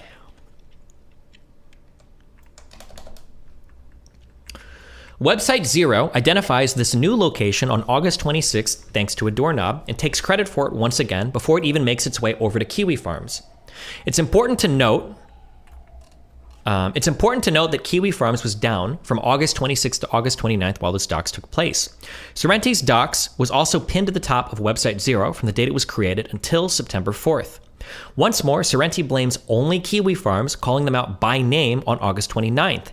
Still not a single mention or allusion to Website Zero. I think this is just going to be another post of that. Why does Sorrenti never mention Website Zero? It can't be due to lack of knowledge. She tweeted out to another journalist, Jesse Single, asking him to stop making allusions to Website Zero because she didn't want anyone to find out. This was her talking about the Kiwi Farms. Kiwi Farms users identified my location in Ireland and threatened to show up at my address at 9 a.m. tomorrow. I've already found out their name and forwarded their information to the police. We need to get this behavior down. More blaming everything on Kiwi Farms. Jesse was almost going to report on that other, is Website Zero an alias? Yes. Jesse was almost going to report about this other website, and Keffals literally begs him not to. Can you please stop making allusions to the site that is the dox of my entire family? I haven't talked about it and asked journalists not to mention it because I don't want to put my family at risk. There's no reason for you to be sharing this information.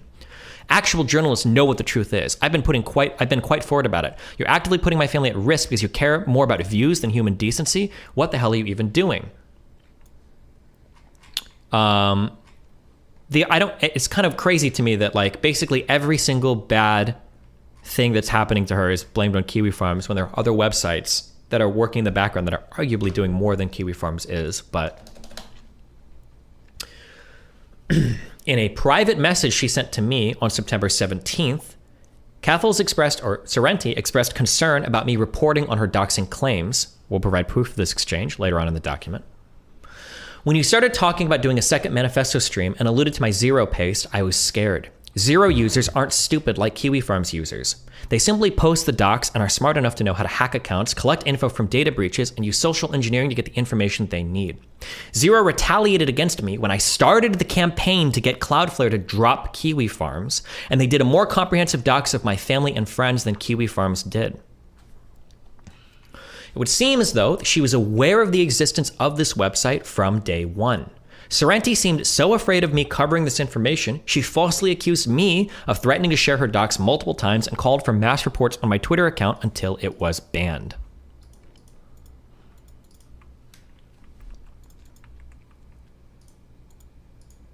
Sorrenti would also go on to blame Kiwi Farms for the hacking of her Uber Eats account, even directly calling for Cloudflare services for the website in response to the hack.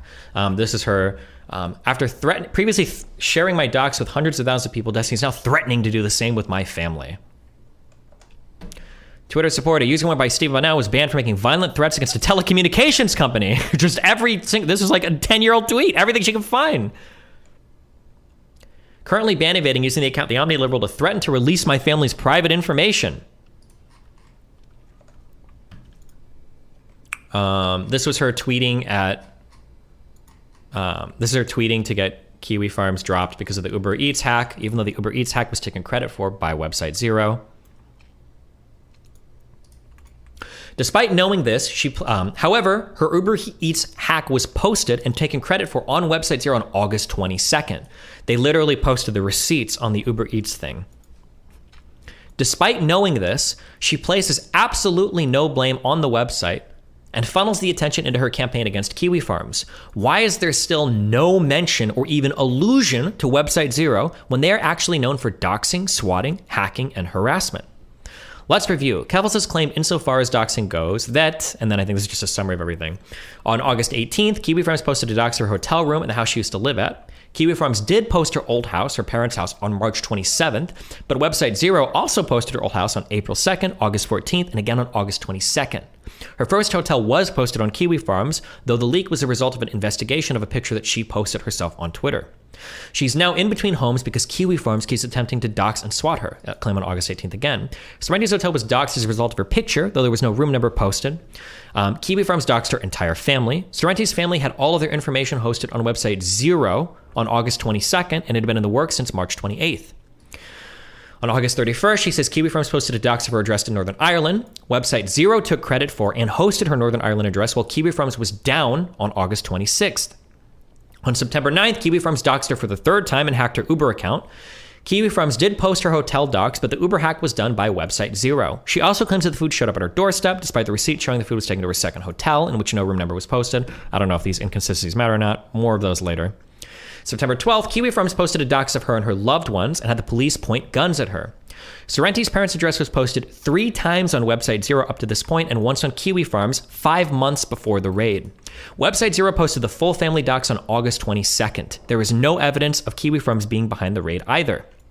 September 15th, Kiwi Farms had doxed her and her family and then impersonated her to cause the raid. Again, Sorrenti's family had all of their information hosted together on Website Zero on August 22nd. Her parents' address was posted a single time, 5 months before the raid, and 3 times on Website Zero. Once again, there is no evidence that Kiwi Farms was behind the raid. It is undeniable that Kiwi Farms hosted Sorrenti's docs multiple times, but they were not responsible for the Uber hack. There's no evidence that they were behind any of the swattings. Website Zero is a far likelier culprit, given that they have a reputation for all of these things. So why does she act so recklessly in the face of all this danger, and why has she never once called Website Zero out or even alluded to its existence? I see you all. So yeah, this is kind of crazy. When we started digging through all of the, or I guess I can give my take on all of it at the end. But it feels like a lot of the harassment, the actual fucked up shit, like the Uber Eats account hack and all of that, was coming from this other website that I guess there's not enough clout in attacking them, or I guess you're not famous enough for going after them, or whatever. But never seems to ever want to mention or bring up any of that, or hashtag drop any of that. Number 4, the swattings. The London, Ontario swatting. On August 9th, Sorrenti opened a GoFundMe and posted a video speaking about an incident with the London, Ontario police that occurred on August 5th. On August 5th, I was woken up by London Police Services pointing an assault rifle in my face at my home. I was told later that at 6 a.m. that morning, an email impersonating me was sent to every city councillor in the city of London, Ontario, stating that I have an illegal firearm, that I killed my mother, and that I plan to go to City Hall and shoot every cisgender person I see. I was shown the email while I was being interrogated in police custody. While the emails were riddled with grammatical errors and read more like something a troll would say than something I would sincerely say, the police took it seriously. Not only that, the email said my name was Clara Sorrenti, but also stated what my dead name was. It was an obvious attempt to make the police humiliate me. We won't watch all of this. I think I go through every claim in the following sections, but hold on to your hats for this one, Jesus.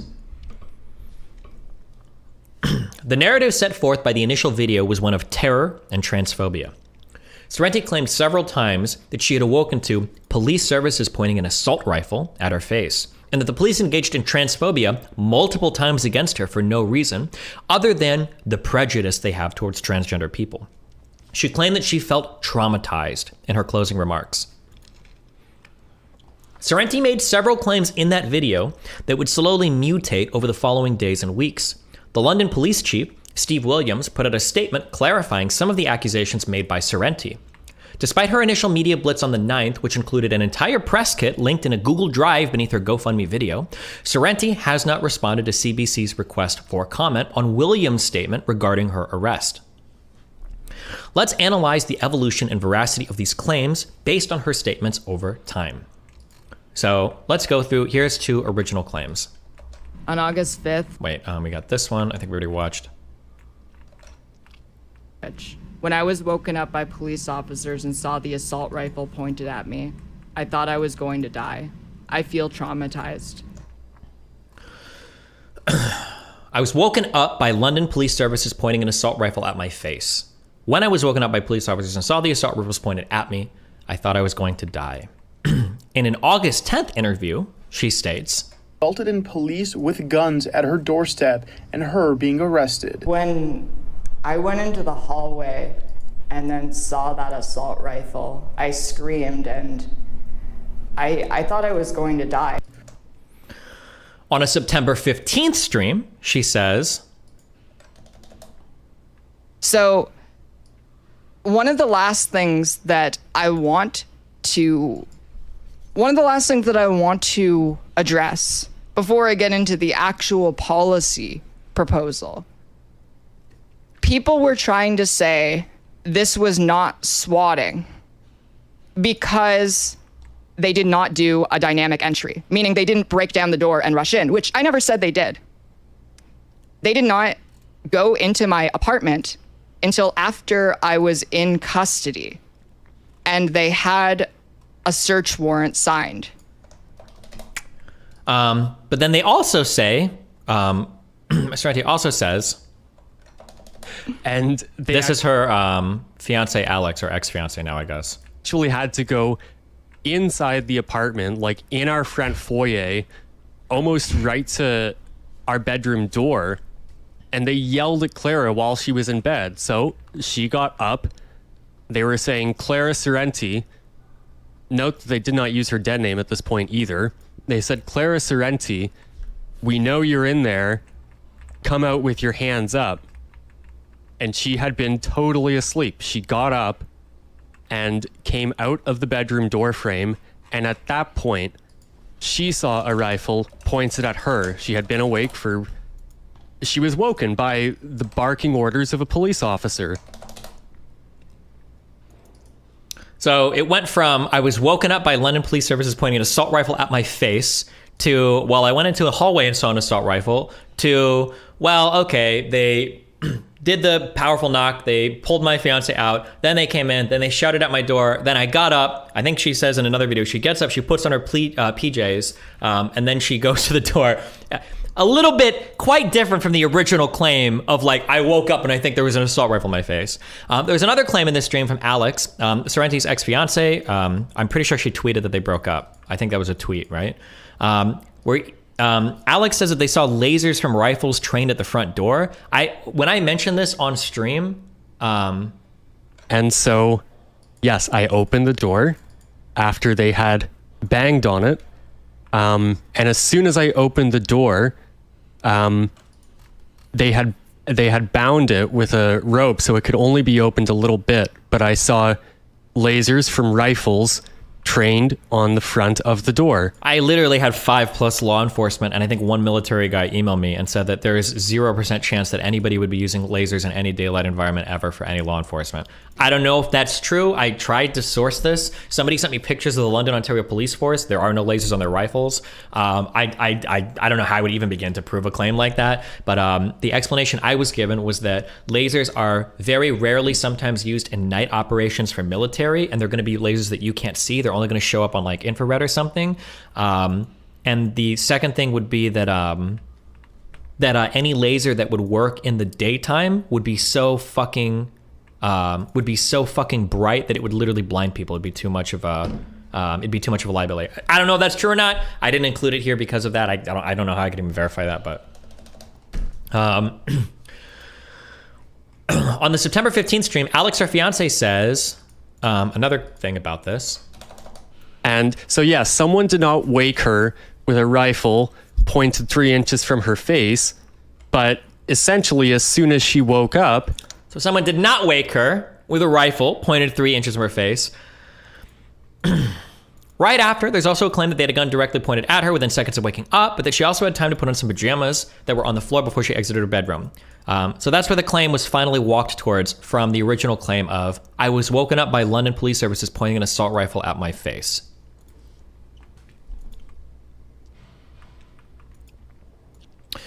Original claim. During the arrest, the police officer referred to me by my dead name. I was booked in the station under my dead name. The police, when talking to my mother, referred to me as her son. During the arrest, the police officer referred to me by my dead name. I was booked in the station under my dead name. The police, when talking to my mother, referred to me as her son. On the August 11th police statement, the chief said, at no time while she was in our holding cells did members of our police services address Miss Sorrenti by her dead name. On the September 15th stream, Alex, her fiance, says... They actually had to go inside the apartment, like in our front foyer, almost right to our bedroom door, and they yelled at Clara while she was in bed. So she got up. They were saying, Clara Sorrenti... Note that they did not use her dead name at this point either. They said, Clara Sorrenti, we know you're in there. Come out with your hands up. Alex says in the initial breach that they didn't use her dead name. Later on, Sorrenti would say... The allegations as to how Miss Sorrenti was addressed during her time in London police custody, using an incorrect name, her dead name, and gender. It's important that he said, well, I cannot confirm any conversations which might have transpired during Miss Sorrenti's initial arrest. And that's when it happened. The activity in the holding cells is monitored. And I never made a statement about any bad things that happened while I was in custody. I would absolutely assume that when the police know that these things are being recorded and can be part of public record, they would be more careful with how they go about their business. Notice the implication then, well, when they know they're being recorded, they're going to act properly. But Alex said earlier when they initially breached, they didn't use her dead name. Her original claim. I was booked in the station under my dead name. She says she was booked in her station under her dead name. Again, the police chief said, at no time while she was in our holding cells did members of our police services address Miss Sorrenti by her dead name and gender. The activity in the holding cells is monitored. And I never made a statement about any bad things that happened while I was in custody. So she says that nothing bad happened while she was in custody, but she literally said, I was booked in the station under my dead name. The police, when talking to my mother, referred to me as her son. This is despite the fact that I have run as both a member of parliament. She said she was booked under her dead name. So I guess part of the confusion is, I don't know where she was actually dead named at, because Alex and her seem to agree that when the police initially breached, no dead name was used. And then when she was in holding, she said that, well, while I was in custody, no dead name was used. She wasn't booked under her dead name, I don't believe. So even though she's saying she was booked in the station under her dead name, she also says, I've never made any statements about bad things that happened while I was in custody. I don't know, kind of weird. Original claim. The fact that a fake email led to London police services booking me under my dead name reveals the prejudice that many police have towards transgender people. This is despite the fact that the email contained my real name before ever even mentioning my dead name. This is one of the property bags returned to me after I was released from custody. All of the property bags returned to me have Roberts written on them. Roberts was my last name until... So here's something that I don't know if I want to split hairs on this or not, because it just feels like people are going to like quibble over it. I don't know if I would consider an ex last name to be the same thing for a trans person as a dead name. I don't know if I'm buying that one. Typically, when we talk about trans people, a dead name usually refers to a prior first name that is highly gendered, that would have been gendered in a way that it was opposite of that person's sexual identity. So And I didn't catch this until after I'd gone back and watched some of these videos, because obviously if you see a bag with evidence written on it, it's like, oh, that's pretty shitty. She's getting dead named. They're calling her Roberts. Roberts was not her first name. Roberts was her father's last name that she had until she changed her last name to her mother's last name, Sorrenti. Roberts was not her first name, dead name. I could not find any evidence anywhere, ever, and she's welcome to dispute this, of anybody ever calling her Lucas or writing Lucas on anything. I couldn't find that information. So anytime she refers to her dead name, she's talking about them using her prior last name, not a prior male first name. I can't find any evidence that she was ever referred to as or dead named at any point, honestly, besides the evidence bags. But Sorrenti says, the only reason Roberts is on my property bag is because I was booked under my dead name. Police statement on August 11th. The reference to Ms. Sorrenti's former name appears to stem from the existence of prior police reports. When an individual comes into contact with the police for whatever reason, an entry is made into a records management system using the name provided at this time. Note, dead naming typically refers to using a prior name of a trans person has that is generally associated with their gender assigned at birth. Her former first name was not written on any evidence bags, and no evidence has been given that she was referred to as her prior first name. Original claim. Because of the negligence of the police, we were both left functionally unemployed, and I have spent thousands of dollars replacing our computers and cell phones so our lives aren't completely destroyed by what happened. I started a GoFundMe to move immediately, recoup my losses, and build a legal fund to protect my rights. So she originally claimed that she had to spend thousands of dollars replacing her computers and cell phones. However, 3 days after the raid, here she is. Officers seized computers and cell phones. Sorrenti says she was detained for 11 hours, then released without charge. She got all of her stuff back a few days later. Everything. On September 7th, a message leaked from a conversation with her threatening to blackmail a Kiwi Farms user, stating that, and then here she says, my GoFundMe money is sitting in a savings account. Now she says that all of this is a troll, but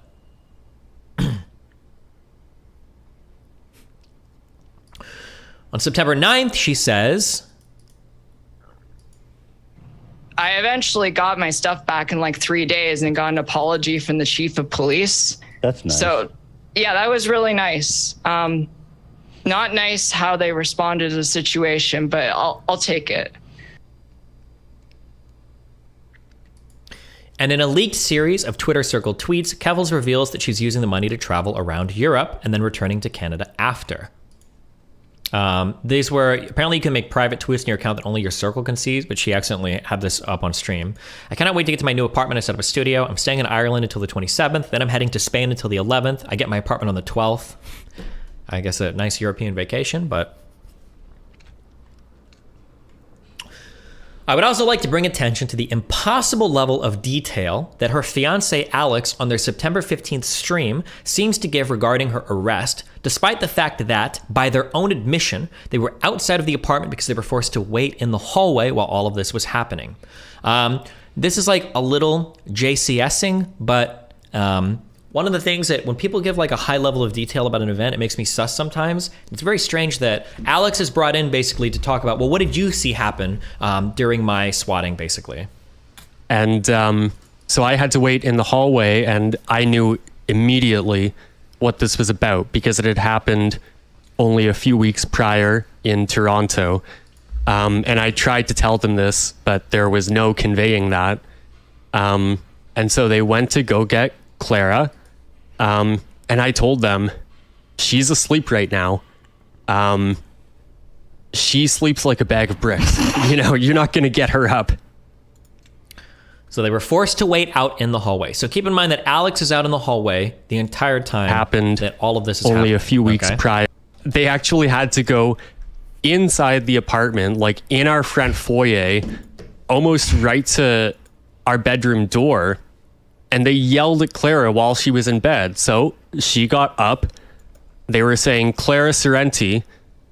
Note that they did not use her dead name at this point either. They said, Clara Sorrenti, we know you're in there. Come out with your hands up. and totally asleep. She got up and came out of the bedroom door frame, and at that point, she saw a rifle pointed at her. She had been awake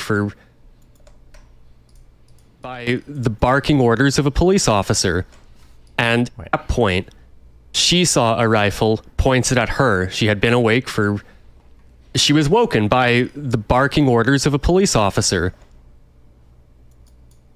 Only had a gun pointed right at her. They were graceful enough to allow that. Oh, I think that was the pair of pajamas that was like on the floor before I could even go out to see the police officers.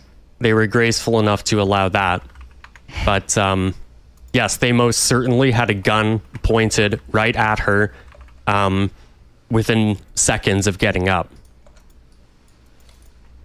Fully taken by surprise, and I knew she would be. And she screamed. And in that split second, I was like praying in my heart, please don't shoot her. Because she was, she jumped. She was making a sudden move. And I was like, please, no. So just to reread these quotes, they actually had to go inside. Oh, and then also, if my stream gets taken down, I'll be back whenever. This is the same person that was trying to vandalize my Wikipedia article. I don't know if they got banned from Wikipedia or not. It was in Vosh's chat trying to spam report my stream. It's kind of funny that in the course of all of this, I kind of wanted to think about how I wanted to approach some of these people on Twitter. Keffals is actually using she has been banned from Twitter, so she can theoretically be reported for the same thing as me, but I decided against, I don't think I'm gonna do any spam report shit. Because fuck them. I don't think it's worth it. But yeah, apparently they're very, very, very, very, very upset in Vaush's chat. So she's trying to lead the way because vandalizing my Wikipedia article wasn't enough. But yeah. Anyways, so rewinding back to this. So these were the statements that Alex made while he was in the hallway. They actually had to go inside the apartment, like in our front foyer, almost right to our bedroom door, and they yelled at Clara while she was in bed, so she got up. She had been totally asleep. She got up and came out of the bedroom door frame, and at that point she saw a rifle pointed at her. She was woken by the barking orders of a police officer. They most certainly had a gun pointed right at her within seconds of her getting up.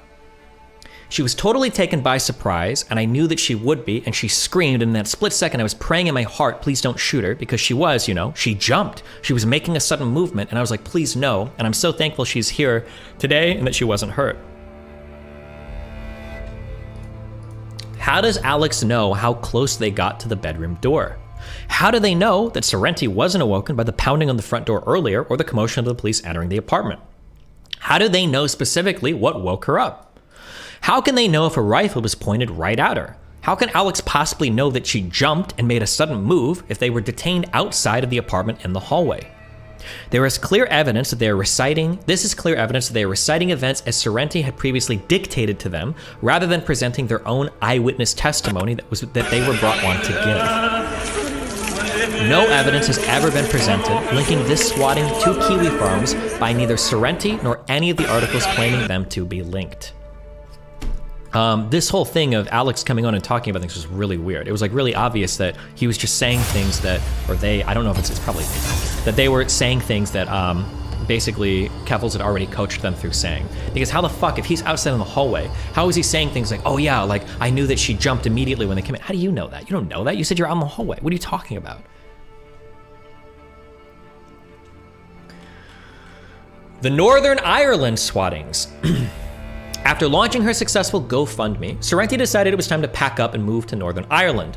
No journalist seemed to question the paradox of running to Belfast from a group of people that exists solely on the internet, but alas. Within 10 minutes of setting up and beginning her first stream on August 26th, Sorrenti announces the country she's in and that she's staying with a friend.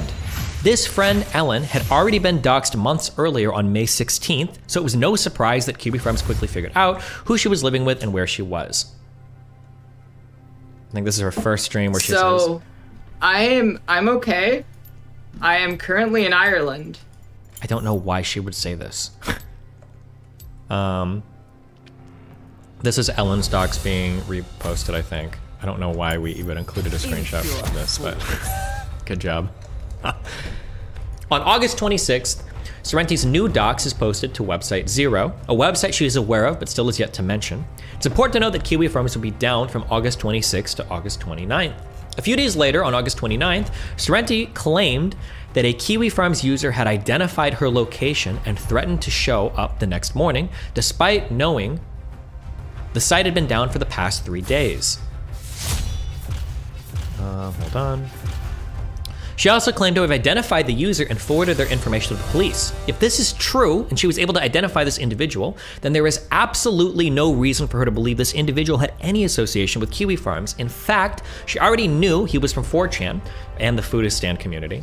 She literally posted the 4chan thread in one of her tweets. This is further compounded by the fact that this user chose to post the note on 4chan on August 30th, when Kiwi Farms was fully operational and could have posted it there instead.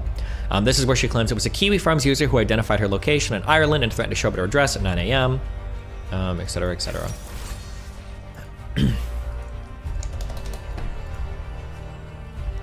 The individual, this is the person, the Teddy person that was reported on by Jesse. The individual who showed up and threatened Sorrenti's address is a foodist, someone who follows Foodist Zen, a grotesque YouTuber whose shtick is saying outrageous and defamatory things about people who have recently died. This user has been very active across 4chan and the rest of the internet on a variety of easily identifiable accounts, according to another investigation done by Jesse Single.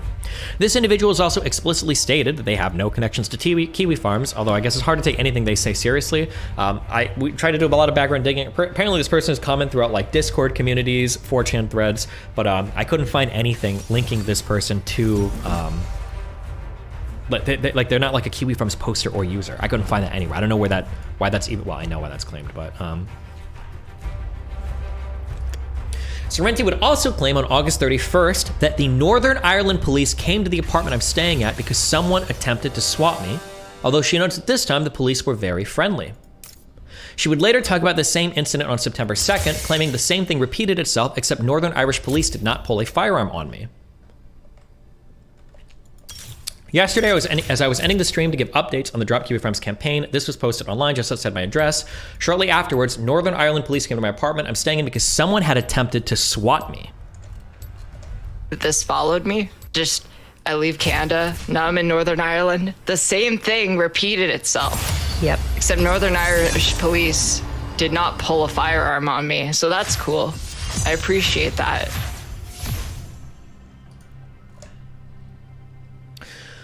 Police were more calm during this incident because Sorrenti was not swatted, nor was there an attempted swat. This was a lie. The person who originally contacted the police reached out to me to explain their frustration with Sorrenti's characterization of the event. Quote, I was the one that called the police to report who their stalker was, and they attended after that. I am also really fucking pissed off that they portrayed an act of genuine concern and kindness as an attempted murder. The expanded call is to redacted police station. Wait, hold on.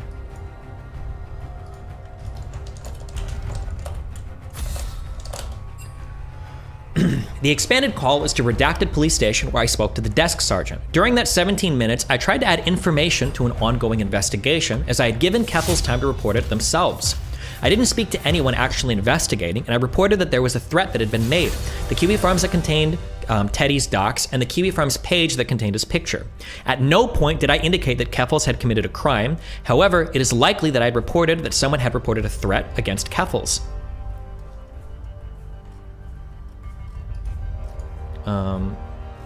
What is happening over here? Jesus. Okay, sorry. The person also added, on the H3H3 podcast, Keffals said that the swatting had mentioned a stabbing, but that there were no guns when they visited. Are the Irish police cooler about it? Oh yeah, no, someone called in saying that there was a stabbing in the apartment I'm in, and they just sent 2 police officers and they were knocking at the door. Compared to what happened in Canada when I got an assault rifle pointed at me, that's nothing. Cops are playing with the cat here. On the H3H3 podcast, Keffals said that the swatting had mentioned a stabbing, but that there were no guns when they visited. This link shows the armed response unit, which is deployed for when someone reports a stabbing in active situation. Here's a link to what police do when an actual, I wouldn't say swat, but when a real threat is called in Northern Ireland. This is how the police typically show up.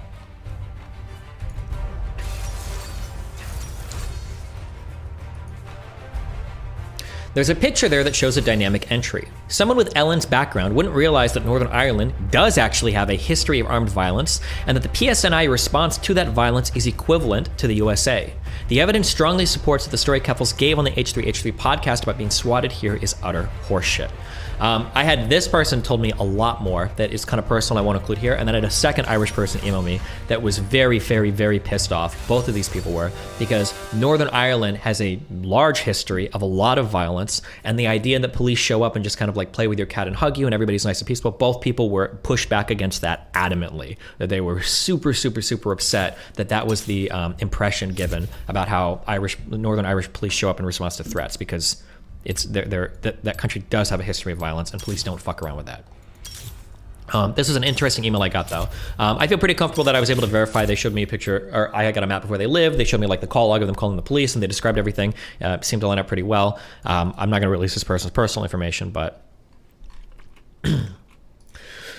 Sorrenti has given multiple versions of events concerning the attempted swatting of her apartment in London, Ontario. The initial version paints the police force as reckless and transphobic farms. Even the oh god, there's just so much like random shit. Even that original sign that person had held, this on 4chan. Oh fuck, it's not gonna.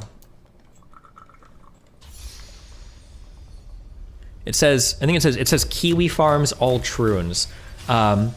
Even that phrase is it's actually coded language for KAT is the abbreviation, which actually means, I think it's kill all Taigs, TAIGS.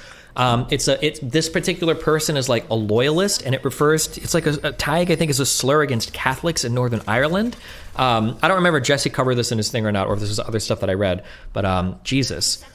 Is there any way I can get someone to permanently ban from a chat? I'm begging you and all mods, please ban me from this community. I don't know which person anymore, but the YouTube algorithm keeps showing this in my face.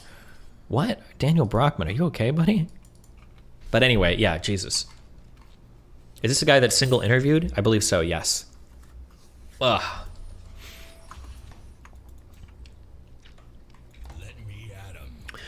Part 5. The GoFundMe Heist.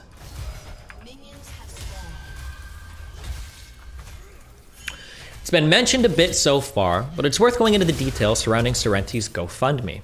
Many of the claims surrounding the purpose of the funds raised from the GoFundMe are exaggerated in an effort to raise as much money as possible.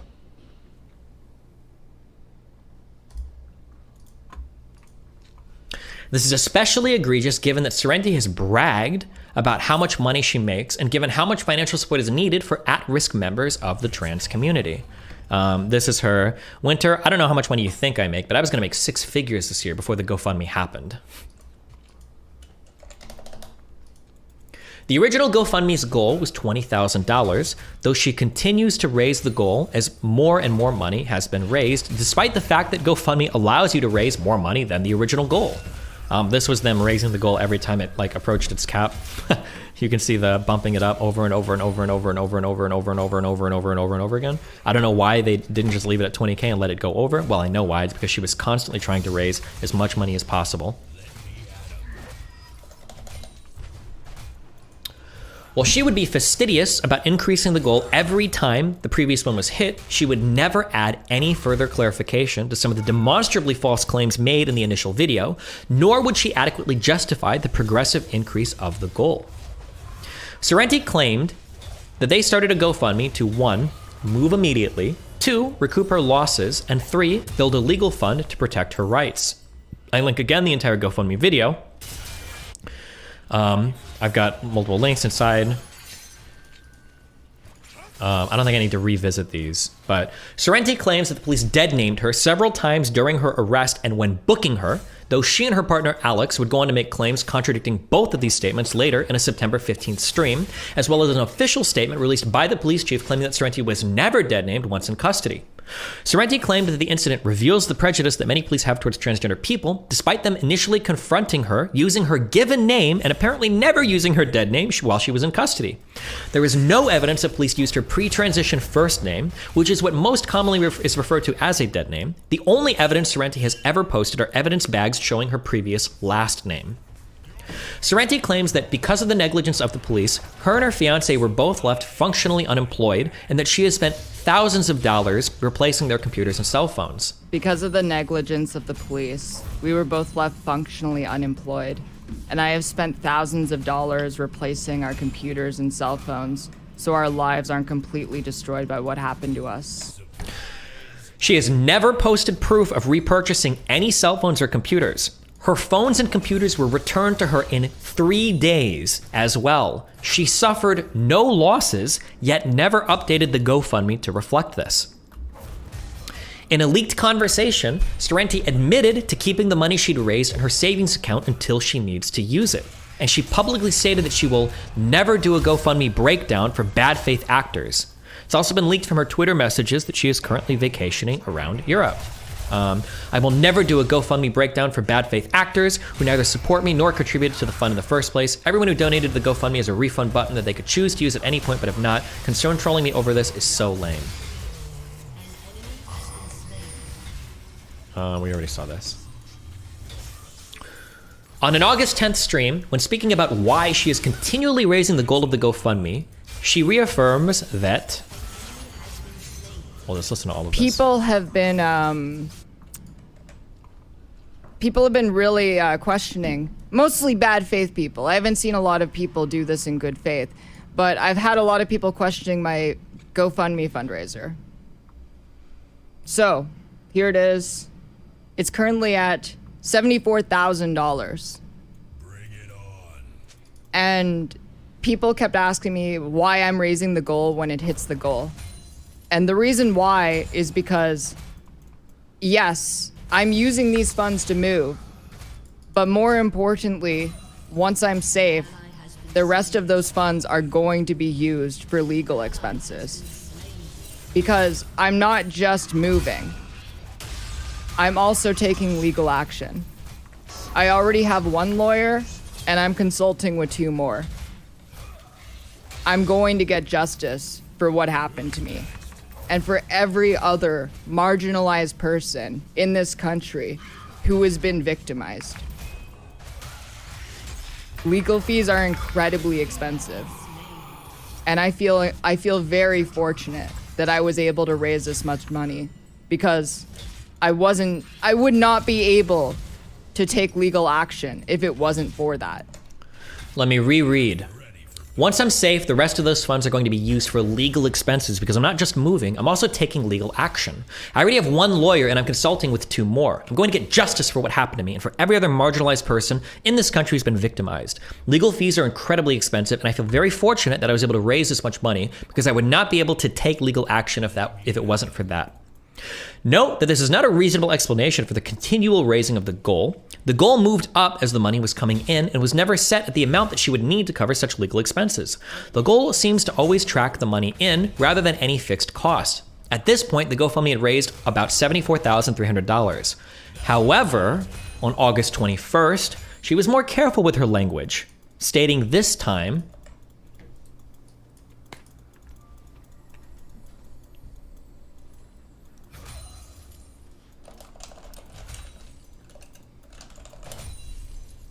I love that they... Why? Yo, Vim, why do we have 20 seconds of dead silence at the start of the clip?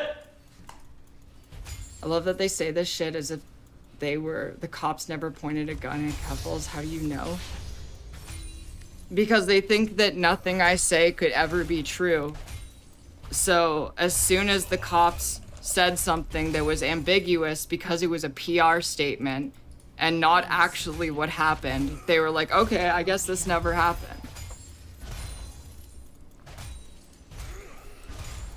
Oh my god, I have to speed her up. So sorry they have this long at you. They should. I've basically had to make peace with it. Like, after it first happened, I was very mad at the police. And I wanted to hold their feet to the fire as much as possible. I wanted to even potentially pursue legal action against them. Potentially pursue legal action. But they've taken the threat against my life very seriously. And I want to see justice. There's a lot of leads right now, and they might actually be able to catch the person who swatted me. And with what is going on and the connections to Kiwi Farms, knowing that they're monitoring the thread, we might actually see something happen. They were trying to dox the police chief the other day. Like, I don't know why they thought that they could do that. I saw, it's really funny. So now she says she wanted to even potentially pursue legal action against them, but they've taken the threat against her life very seriously, casting doubt on whether she'd pursue legal action against them. And then finally, on September 14th... So, as you all know, I raised $100,000. I did it after I got swatted. People were so gracious, they came together and they helped me out.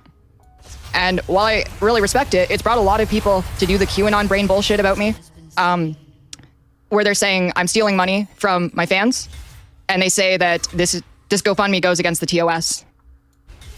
So the thing that they say with this is that I said that this money was for suing the police, which I never did. If you read the full thing, because I know this is going to be viewed somewhere else, so I'm getting out of the way, then we go to the next thing. I keep raising it. The reason that I did that in the first place was... So now she says, the thing they say with this is that I said the money was for suing the police, which I never did. She also claims that she wanted to raise, she says this later in that video, we won't watch the full 3-minute thing, but she also claims she wanted to raise $100,000 from the very beginning. So she kept raising the cap until she got there, and then she's also claimed that she simply just wanted to raise as much money as possible. She goes on to claim that she's used the GoFundMe money to pay an entire year's worth of rent. Raised of a $95,000 goal, and when I looked at this yesterday, I'm pretty sure the goal was still at $90,000. I might get that wrong. So it's going up and up. Yeah, I wouldn't be surprised if they just keep shifting it further and further so they can just keep trying to raise as much money as possible. One of the... Yes. Problem? Yeah, she basically goes on to say that she used she basically paid off 12 months rent in an apartment in Canada, which also doesn't make sense because if you're trying to rent from doxers, why would you pay 12 months rent in advance? Now if you get doxed at your new apartment, you're locked there for a year. What? So let's review from her original claim. Number 1, move immediately. She used the money to pay for 12 months rent in advance, but rather than move immediately, she seems to have taken a vacation around Europe. Some of the people that she stayed with were people that were already doxed. If you just raised all this money to hide from people, why are you moving in with people that are already doxed? Why are you moving with anybody at all? What's all the money for?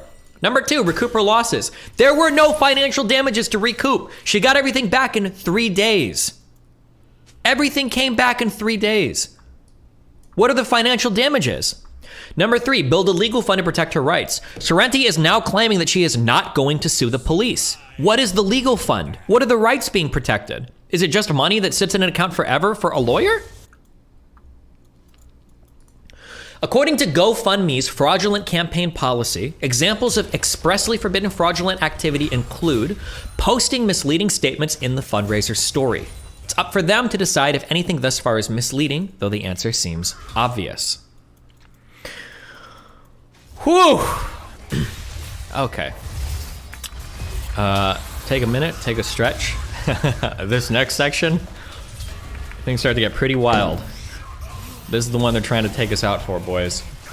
Whoa! Yikes!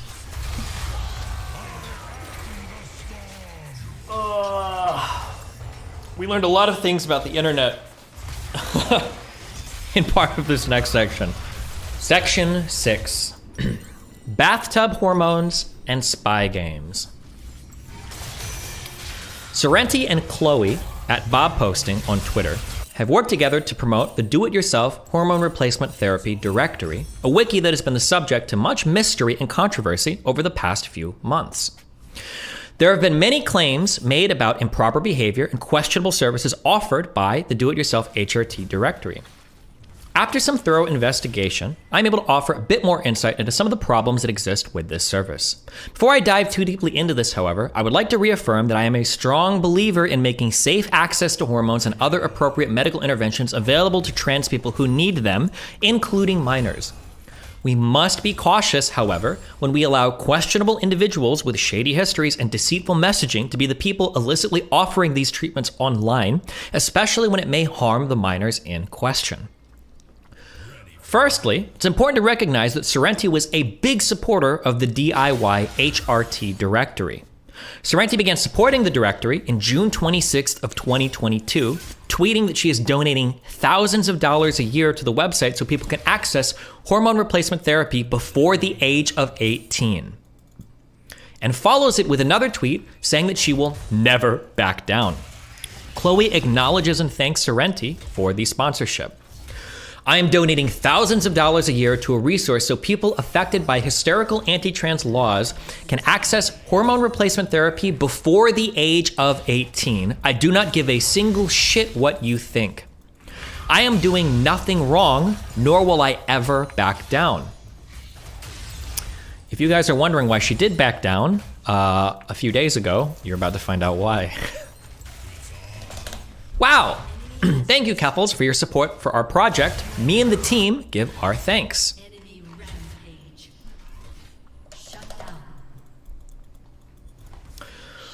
On a September 14th stream, she says that she stands by supporting the DIY HRT directory, compares it to AOC supporting abortion drugs.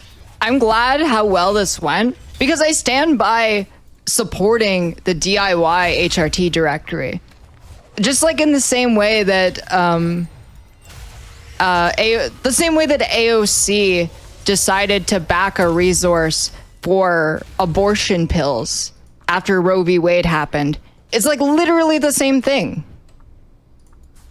Literally the same thing. When the state steps in and says this piece of healthcare is illegal, the community should absolutely step up and find a way to provide that. I'm glad how well this went because Up until September 19th, Sorrenti had a link to the DIY HRT directory on her website at keffals.gg with an accompanying chat command to promote the website. You can see it on the site, DIY HRT. It was right up here. You could type in chat as well.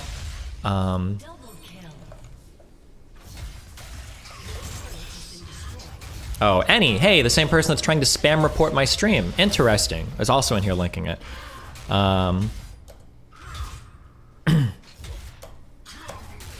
But you can see lots of links being posted to it. Added the command !DIY with replies to all the information you need to be informed on DIY, hormone replacement therapy, Keffal trans, blah, blah, blah, and then there it is.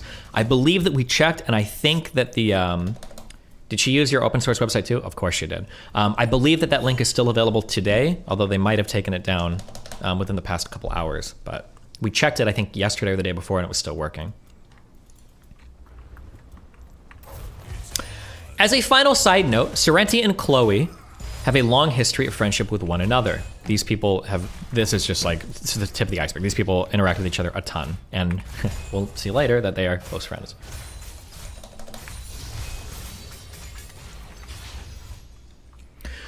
On September 9th, Sorrenti was invited as a guest on the H3H3 podcast and was questioned about the DIY HRT directory. She was incredibly evasive during the interview, too nervous to offer up much information unless directly asked, and ended up telling a couple of embarrassing lies about the site itself. The original claim, Ethan asks Sorrenti where they do the DIY HRT directory promotion. Sorrenti claims it's just a Twitch stream open and in the public. I mean, some of them do actually have the support of their families, but some of them don't. Like, some of them are in like really fundamentalist Christian households, and the only place they really feel safe talking about being trans is on the internet. Mm-hmm.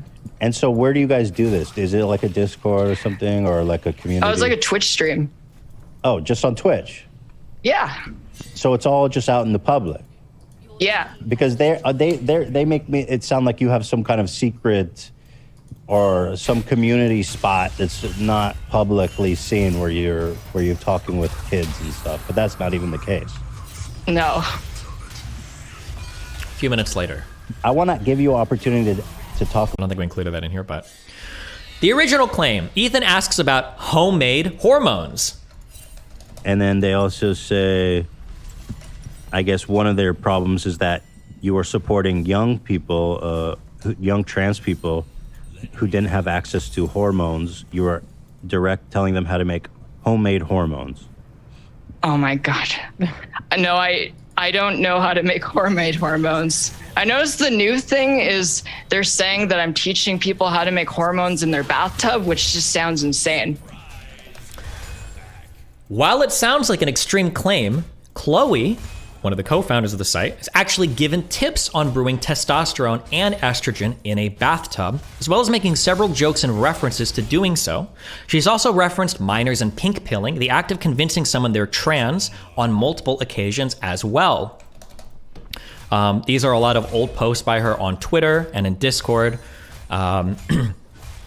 Transphobic parents doesn't provide child opportunities to get on legit HRT. Surprised that the child is self-medicating. Chloe, pink pilling minors is based, actually. If they reach out and express a desire for HRT. Chloe, I have unironically pink pilled like half a dozen minors. And by pink pill, I mean pointing them to HRT resources after they reach out. Best case against do-it-yourself are the people against DIY who don't know that T is literally a steroid. No one tell him I've helped more than one minor or ... Pretend to be me in the replies. I just got a triple-digit number of people access to necessarily medical care last weekend. This is just true, though. Was I supposed to say something like, I groomed a Discord full of minors into being trans and sold them bathtub estrogen laced with meth? This is also true. Random weird things. I will pay someone to do my estrogen shot. Somebody asks this question of, when making bathtub tea or E as well, what are the best ways to make sure it doesn't get contaminated from my tub? Flow hood, depirogenation, microfiltration, etc. Here's a list of bathtub estrogen collage, different chemicals that they ordered to mix and stuff. We'll get more into this later, though, okay? You mean you inject estrogen cooked up in some depressed trans girl's bathtub directly into your carotid every other day? Yes. Point of view, your bathtub estrogen dealer is here to force fem you, etc., etc. I don't groom children. I just show dozens of kids every week how to buy bathtub estrogen with cryptocurrency and how to hide it from their parents. What are you talking about? It's okay. I've unironically helped like half a dozen minors acquire bathtub estrogen LeMayo. DM Chloe immediately to order bathtub estrogen from her cool friends and clown on endocrinologists.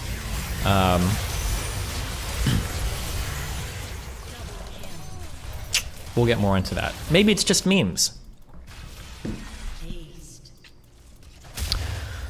If Sorrenti has gone on the record claiming that she supports the directory and supports minors using it to acquire hormones, why was she so dodgy during the interview?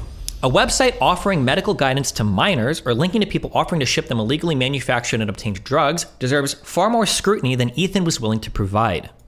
Things get even more strange when you examine the directory's ties to Otokonoko Pharma and Alina Kiev.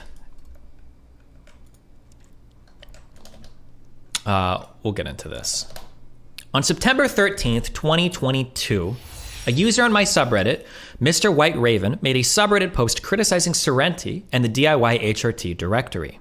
The poster was able to provide a screenshot of a bathtub HRT guide, though he doesn't link to it or explain how he was able to find it in his post. After some investigation, my team managed to track down the exact guide the poster was referring to. It was written by a user who goes by the online alias Neurotard. This guide originates from two posts that Neurotard created on 4chan on April 18th, 2020 to promote their website. This guide gives explicit instructions for how to brew your own hormones, including sourcing all of the supplies from various sites on the internet, as well as how to actually manufacture your own hormone solutions for injection. So this is one of those guides.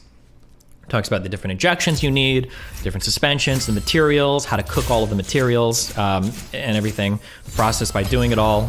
You can also email them if you want them to ship you their own stuff that they've brewed themselves, but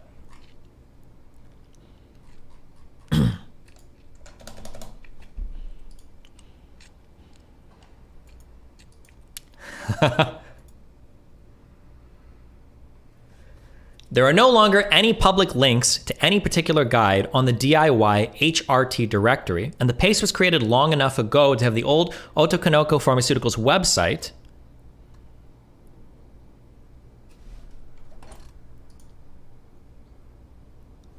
I'm sorry.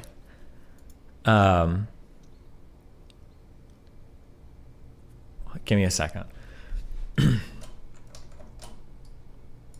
Okay. There are no longer any public links to this particular guide in the DIY HRT directory, and the paste was created long enough ago to have the old Otokonoko, I think that's right, Pharmaceuticals website Through some more investigation, hold on. Sorry, I'm getting...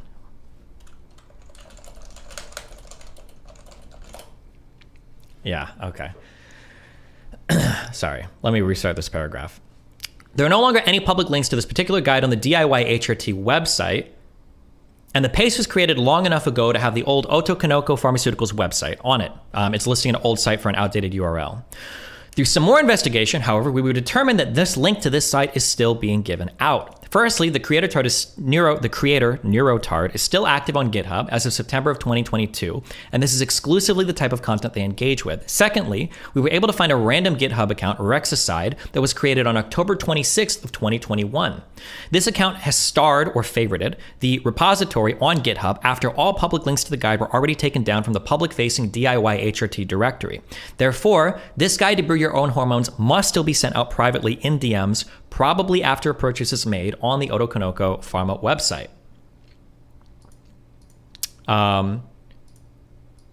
Okay, still going.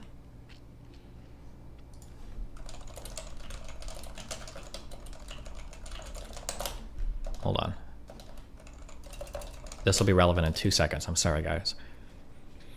After creating a dummy account for the Otokonoko Pharma site, we noticed a download section, which could be a place where the guide is distributed after making a purchase. We've also managed to track down multiple old 4chan posts, as well as a deleted Reddit thread where the link was being given out by anonymous users and the author themselves. Analyzing all of these submissions is how we were able to determine that Neurotard, aka GC146, Lil_Lily, Yukinog GC or whatever, and Lillian, founder and current owner of Otokono Pharma, is the one distributing the link. Neurotard has confirmed they're from Brazil, has made posts about learning DIY HRT, and written a guide on it as well. Their legal info also lines up with Otokonoko Pharma CNPG, the Brazilian National Registry of Legal Entities. It's also worth noting that Otokonoko Pharma is illegally registered as a retail seller of food products and does not have a license from Anvisa, the Brazilian Health Regulatory Agency, to sell products intended for therapeutic or medicinal purposes.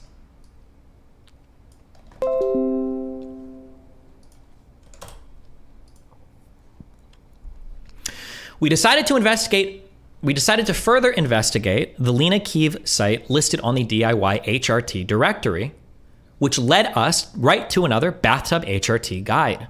Lena had already written a DIY guide years ago, with a better formatted version being distributed in 2022 on 4chan. These sites have clear instructions for making hormones from scratch in your home and have material sourcing directly linked. The guide was also linked at least once in Sorrenti's Discord, although many channels are locked down, making it hard to know how many times it's been linked privately. It's also interesting to note that they link to a guide giving step-by-step instructions on how to cook your own mixes while simultaneously advising you to ignore some of the dosing guidelines by the guide's author, Lena.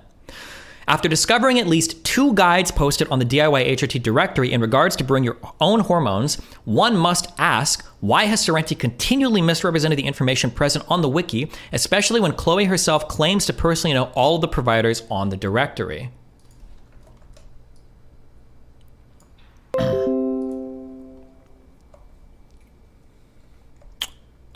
This is where you can click through. Maybe you can download once you buy things from the site, although we didn't actually buy anything, but damn, archives are laggy today. This was another do-it-yourself hormone replacement therapy guide. This talks about, like, I'm not going to pretend to use chemistry words to know what, but like how to mix the solutions and sealed vials and water boiling in a pressure cooker under pressure. Basically how to like mix and create your own hormones and then for injection and everything. These are all of the, this is the HRT directory that basically tells you like where to buy everything from, like how to get all the materials and everything for mixing and injecting. I never imagined to see Lena in a Destiny stream. Fabi, what a weird dive down a 4chan Reddit hole all of this investigation was. How to cook your own injectable estradiol by yourself.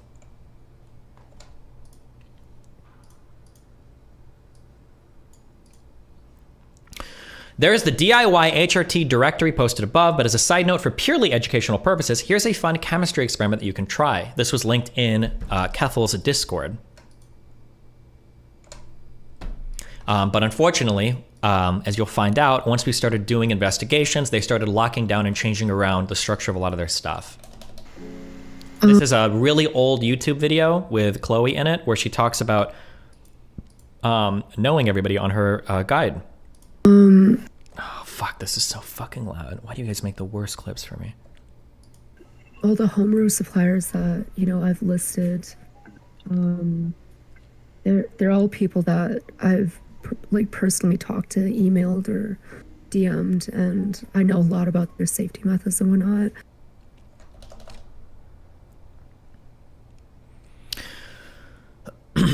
Now, before we get into the weird thing, so Chloe has messaged me and said, I've literally never linked to that guide on my site. What are you doing? I was never even aware that Homebrew Guide existed, bro. I've never linked it on my site. Look through the archives. Why didn't you just ask me about this instead? I could have answered all your questions. What are you doing? I've literally never linked this guide on my site. I literally discourage homebrewing from anyone that's asked me about it. Now, that's what they've said. We're getting into weirder stuff now, okay? Very fucking annoying stuff, but part of the reason why all of this kind of had to be underground.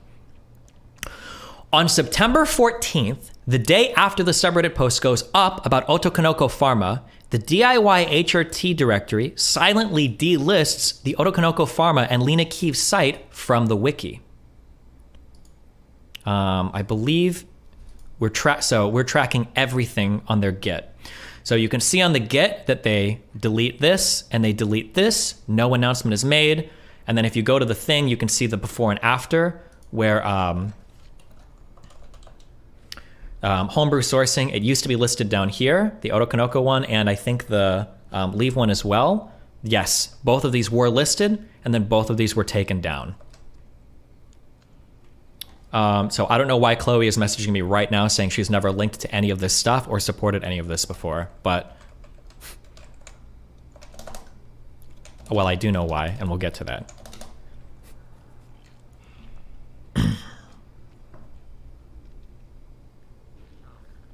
That very same day, Sorrenti admits to browsing my subreddit for posts about herself, making it clear that they are monitoring my community to determine their next moves. I was looking for this thread that got posted on r/Destiny. It was like a Keffals groomer mega thread. Because r/Destiny is basically Kiwi Farms when Kiwi Farms is offline. Which makes sense considering Destiny is a Kiwi Farms user. On September 15th, the DIY HRT directory was updated once more. Two crucial updates are added this time. Number one, a web crawler check is added to the website to keep track of links that my team and I are archiving on archive.org. So they added a web crawler, and they're starting to monitor every single thing that we're linking on the archive.org website. From this point onward, it's clear to my team and me that they are working in the background to bring down questionable websites /git/tweets based on what we're investigating. Number two, an age warning is added to the DIY HRT directory after seeing we'd archived many links relating to their activities and DIY hormone guides on the internet. So if you go to that website today, now there's an age gate or an age link saying that you need to be 18 or older. This is incredibly strange, given how much Sorrenti and Chloe have explicitly advocated for this site to be used by minors. I don't know if I need to go through and click like every single one of these different things. These are some of the Chloe things of like pink pilling people. You have anti-trans things before the age of 18. Oh God, this is one of the boxes that come from that Otokonoko Pharma site. Keep out of reach of parents. This whole website is so fucking weird. It's also strange to add an age disclaimer when she's claimed that the website is simply an information guide. Why would there need to be an information? Yeah, another thing to state, the DIY HRT directory does not provide hormones. It doesn't provide anything. They have no resources. It's literally a website filled with links to other sites. They do nothing. It's literally like a Wikipedia page. Just an information guide. Within the next week, they would remove more language from the website advising minors to seek adults who can purchase Bitcoin for them. Here are other sneaky unannounced edits that they've done. So you can see the language here. If you're a minor, get a trusted adult to purchase the Bitcoin for you or go to your local Bitcoin ATM. That language was changed to, if you're unable to, get a trusted friend to purchase the Bitcoin for you or go to your local Bitcoin ATM. You can see that they changed around some of the language here to get rid of the references to minors. All of this started happening after they noticed that we were archiving stuff on the archive website, by the way. On September 17th, 2022, Chloe reached out to me in DMs after seeing our activity on archive.org in an attempt to limit the information shown in this document. She also connected me with Sorrenti herself, and for the first time ever, I had a direct conversation with her in which she implored me not to release any additional information about her, subtly remarking that it would be incredibly damaging for both of us and would likely cost my YouTube channel in the process. So this was Chloe reaching out to me in DMs, all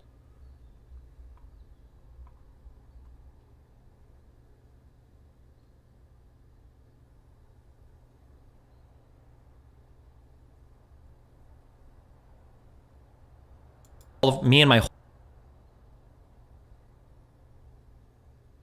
whole team are talking.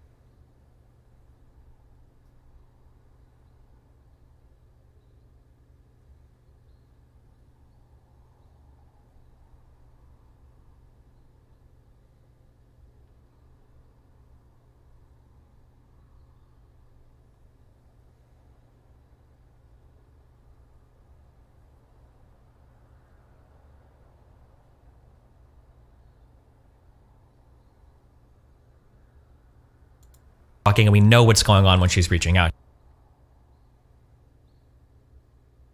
here. But basically, I just wanted to ask you not to mention my docs at all. The fact that I got docs in your Keffals Manifesto, if that's possible. I go back and forth and we chat for a little bit. And towards the end of this conversation, she basically mentions from Keffals, she says, "Oh, I remembered one more thing.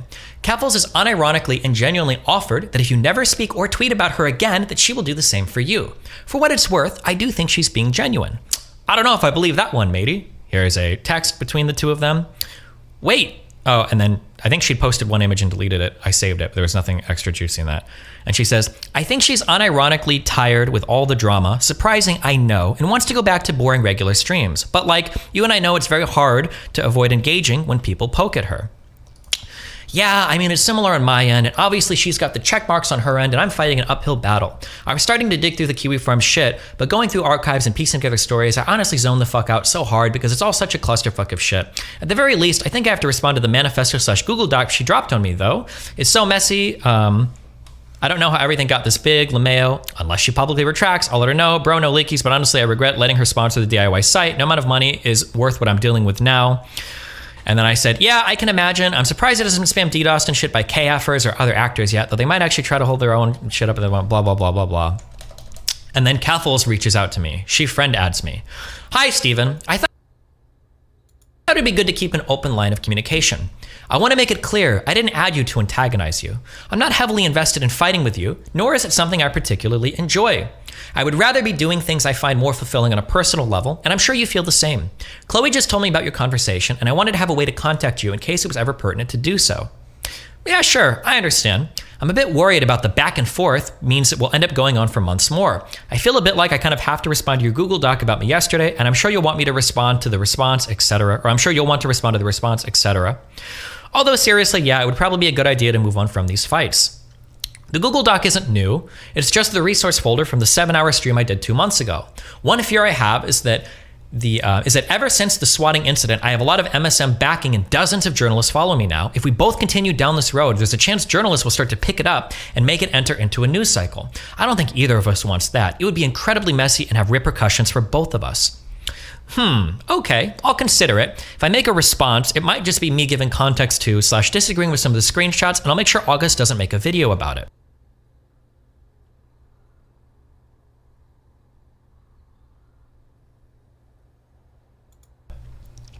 I was planning to release my reaction to your Twitter ban as a video in the next couple days, but my reach outside Twitter is pretty minimal. I can scrap the video if it helps build trust between us. I've heard what you think about my intentions, but I want you to know that my intent towards you was never malicious. The truth is, I felt threatened because our initial interactions led to me getting posted in your KF thread and consequently getting my own thread. When you explicitly mentioned my KF thread in your manifesto, I was scared it would add fuel to the fire. You don't like me, your community hates me, and there is more than likely at least one schizo in your community who would retaliate using my docs regardless if you try to rein people in or not. When you started talking about doing a second Manifesto stream and it alluded to my Website Zero paste, I was scared. Website Zero users aren't stupid like Kiwi Farms users. They simply post the docs and are smart enough to know how to hack accounts, collect info from data breaches, and use social engineering to get the information they need. She knew about that website the entire time, but she never told you guys because she wanted to pin everything on Kiwi Farms because that's what her crusade was against, because that's where the fame and fortune and media attention was. It wasn't on this other website that is a bit more scary than Kiwi Farms. Website Zero retaliated against me when I started the campaign to get Cloudflare to drop Kiwi Farms, and they did a more comprehensive docs of my family and friends than Kiwi Farms ever did. But still, she's never, ever, ever mentioned it publicly. I'm glad you're reasonable. You're a really smart guy. I never doubted that about you. You obviously see how we both have the potential to lose control over the situation if it goes mainstream. If this situation ended up as a news cycle, it would put my friends and family at risk, and at worst, it could result in your YouTube channel getting terminated.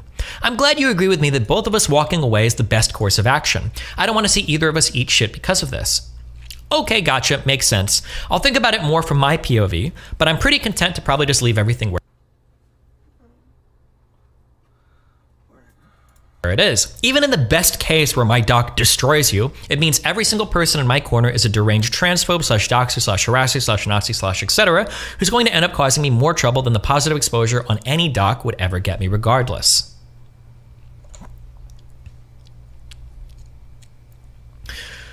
For the first time, I had a direct conversation with Keffals in which she implored me not to release any additional information about her, subtly remarking that it would be incredibly damaging for both of us and would likely cost my YouTube channel in the process. Information. Gee, wait, which person took it over? Chloe? And wait, who is your ex-girlfriend? I'm so confused. I feel like so many worlds are colliding, lol. What was the original domain of the site? So I'm trying to get info from her, and I think she's trying to get info from me. I have no idea who Chloe is. I think it's DIYHRT.wiki. If you could just not stress that in whatever content you're dropping to whatever degree you can, I would greatly appreciate it. For what it's worth, I agree with all your takes on trans issues and really appreciate your voice of sanity in the space. Yeah, I won't leak anything or anything related to your stuff. Just trying to make sure I don't include you if you don't want to be included. Oh fuck, I deleted this message to try to make it look like I was hiding something. But at some point, I think I messaged and I'm like, you're not related to like the Lillian bathtub hormone or bathtub cauldron, I think it was called, or Leela's bathtub cauldron. It was something like that. And she's like, I have no idea who Lillian is. Just minutes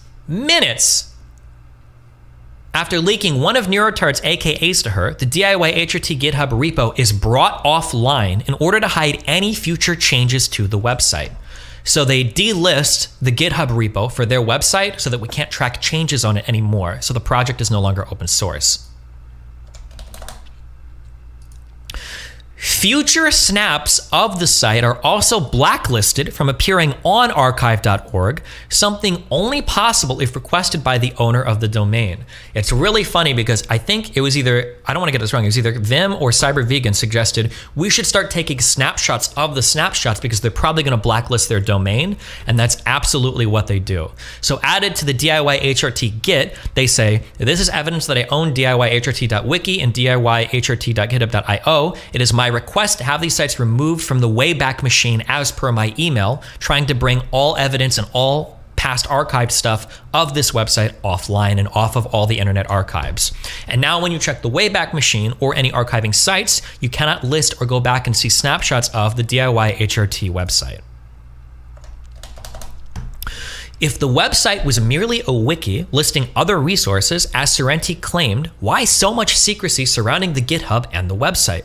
Why would they begin to track our archiving movements, and why would they take things down?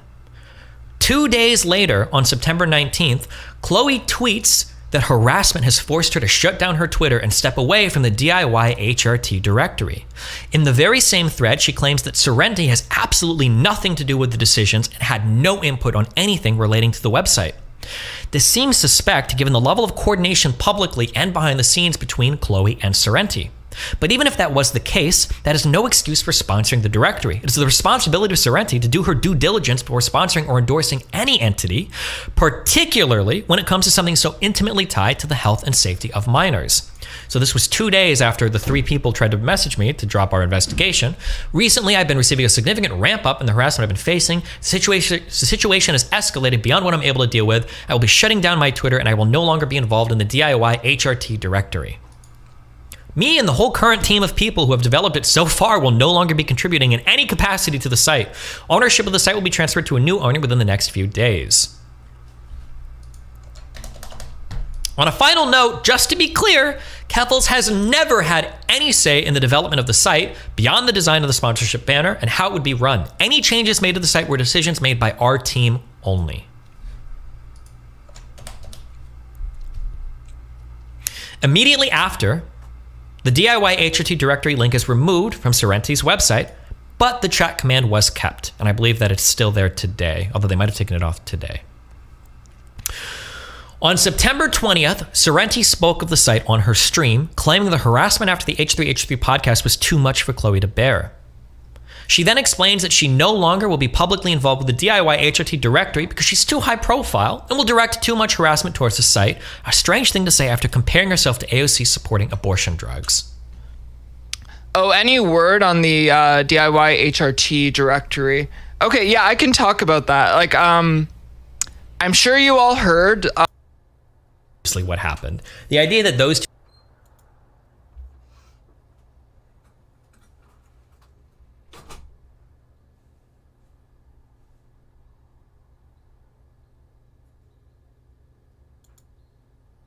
and everything, the process by doing it all.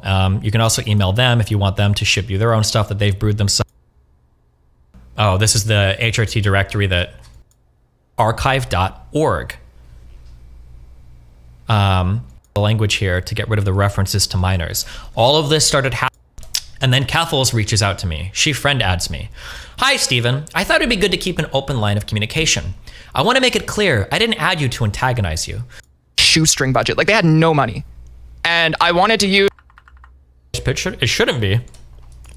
I don't know if there's a glitch in the audio or what, but nothing should be pitch shifted. HRT. Chloe to bear. She then explains that she no longer will be publicly involved with the DIY HRT directory because she's too high profile and will direct too much harassment towards the site, a strange thing to say after comparing herself to AOC supporting abortion drugs. Oh, any word on the DIY HRT directory? Okay, yeah, I can talk about that. Like, I'm sure you all heard Chloe Bob posting, who was like very involved in the DIY HRT directory, has decided to leave the internet, and also we came to a decision mutually that I'm no longer sponsoring the DIY. Why is the voice pitch shifted? It shouldn't be. I don't know if there's a glitch in the audio or what, but nothing should be pitch shifted. HRT directory is going to be switching to new ownership. So when I initially sponsored them, it's because they were running on like a really shoestring budget. Like, they had no money. And I wanted to use some of the funds that I was getting from my Twitch stream kind of like popping off, and it might be the oh, apparently the VOD was fucked. Somebody said this. Way to go, Vim. To support them, because I think they do great work. I think it's a very... Oh, this VOD was super fucked. We had to go to like very strange things. We had to start downloading and archiving everything when we noticed they were starting to delete shit. So some of our evidence, I guess maybe this particular VOD was fucked, and we couldn't go back to the original anymore because everything was being like brought offline, I think. Valuable resource. But this was her talking about the harassment Claire received and why she was bringing it down, and then...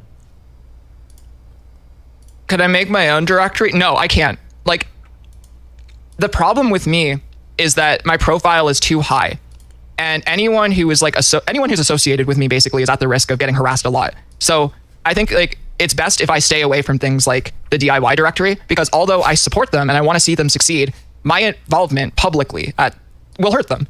It will direct really bad actors towards them and they'll get harassed, and I don't want that to happen. Oof.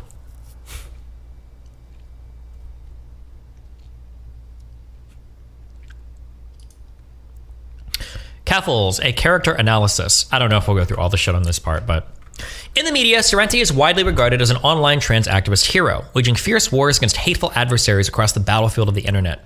David Gilbert of Vice regards her as a transgender activist. Amar Khan of Global News remarks that Keffals is a proud trans woman who advocates for transgender rights and often covers issues in the news through a critical lens.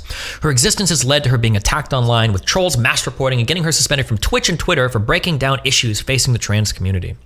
Taylor Lorenz of the Washington Post remarks that Keffals has become known among her audience as the ratio queen. Article after article seems to shower Sorrenti with praise, and, in their mind, the only reason she ever seems to get any pushback online is due to her identity as a trans woman. Is this really a fair analysis of why she's so widely regarded with ill repute? Internet bullying. We could have fleshed this section out way more. I don't know like how much I need to like include on this, but this is just basically a list of like all the really weird kind of shady shit, hypocritical stuff. Like just Sorrenti is widely regarded online as an internet bully. Her behavior at times can be abusive, both publicly and privately, to the point where she almost comes across as sociopathic. I think it's them where they're making fun of Joshua looking weird or being fat or something. I don't remember. There's like a ton of clips of this stuff. Here's like the thing where she literally doxes his fucking mom. Joshua Moon's mother, Candace Lynn Potter, was fired from her job in 2018 for having an account on her son's hate forum, Kiwi Farms, posting pictures of his mom and shit online. My threat, and then when somebody calls her out on it, I think this is Mr. Medicare, Quarantine Koof. My thread is full of photos of my entire family, and Joshua encouraged it. I posted one photo and did not ask people to harass them. I don't care about your crybaby bullshit. Everyone upset that I posted a photo of Joshua Moon's mother are being performative as hell. As a result of his forum targeting me, my mother has gotten doxxed, gotten threatening phone calls, letters sent to her house in my dead name, and emails harassing her for months. Keep crying. If you have an active Kiwi Farms account, I will not only post your name publicly, but I will find out your employer and forward them to your post history, or forward them your post history. I have no tolerance for hate, and users of this site should feel more scared to get as bold as they do. This is a hate group. So I guess she's just threatening to dox every single person with a Kiwi Farms account.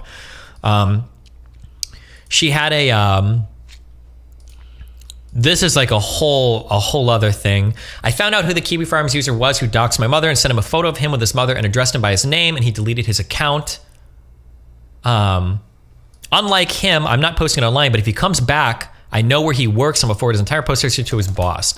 So this was where, after being exposed by the users on Telegram, Sorrenti deletes the tweet from her timeline and then claims the leaked logs are fake, despite Chloe later confirming in our private conversation that Keffals had actually spoken to this user on Discord. So this was the log dump of Keffals being like a sociopath, where, so she thinks she's doxed this person, and then she's like threatening him with a bunch of personal information. She's acting like incredibly cringe and like anime fucking sociopath in these messages about like making fun of his, just all sorts of shit. Now, she would go on to say that like, why would you believe things from a Kiwi Farms user? So she's saying that like the logs were faked. I'm assuming it's a Kiwi Farms op. However, when Chloe was talking to me privately, are you including anything about the alleged leaked conversation between Keffals and the Kiwi Farms user Winter? All I'll say is it was not a fail dox. Keffals got a couple things wrong, but it was basically 95% accurate. His name wasn't blank, it was blank, and he wasn't in blank, he lived in another town. So the conversation was real, it's not fake.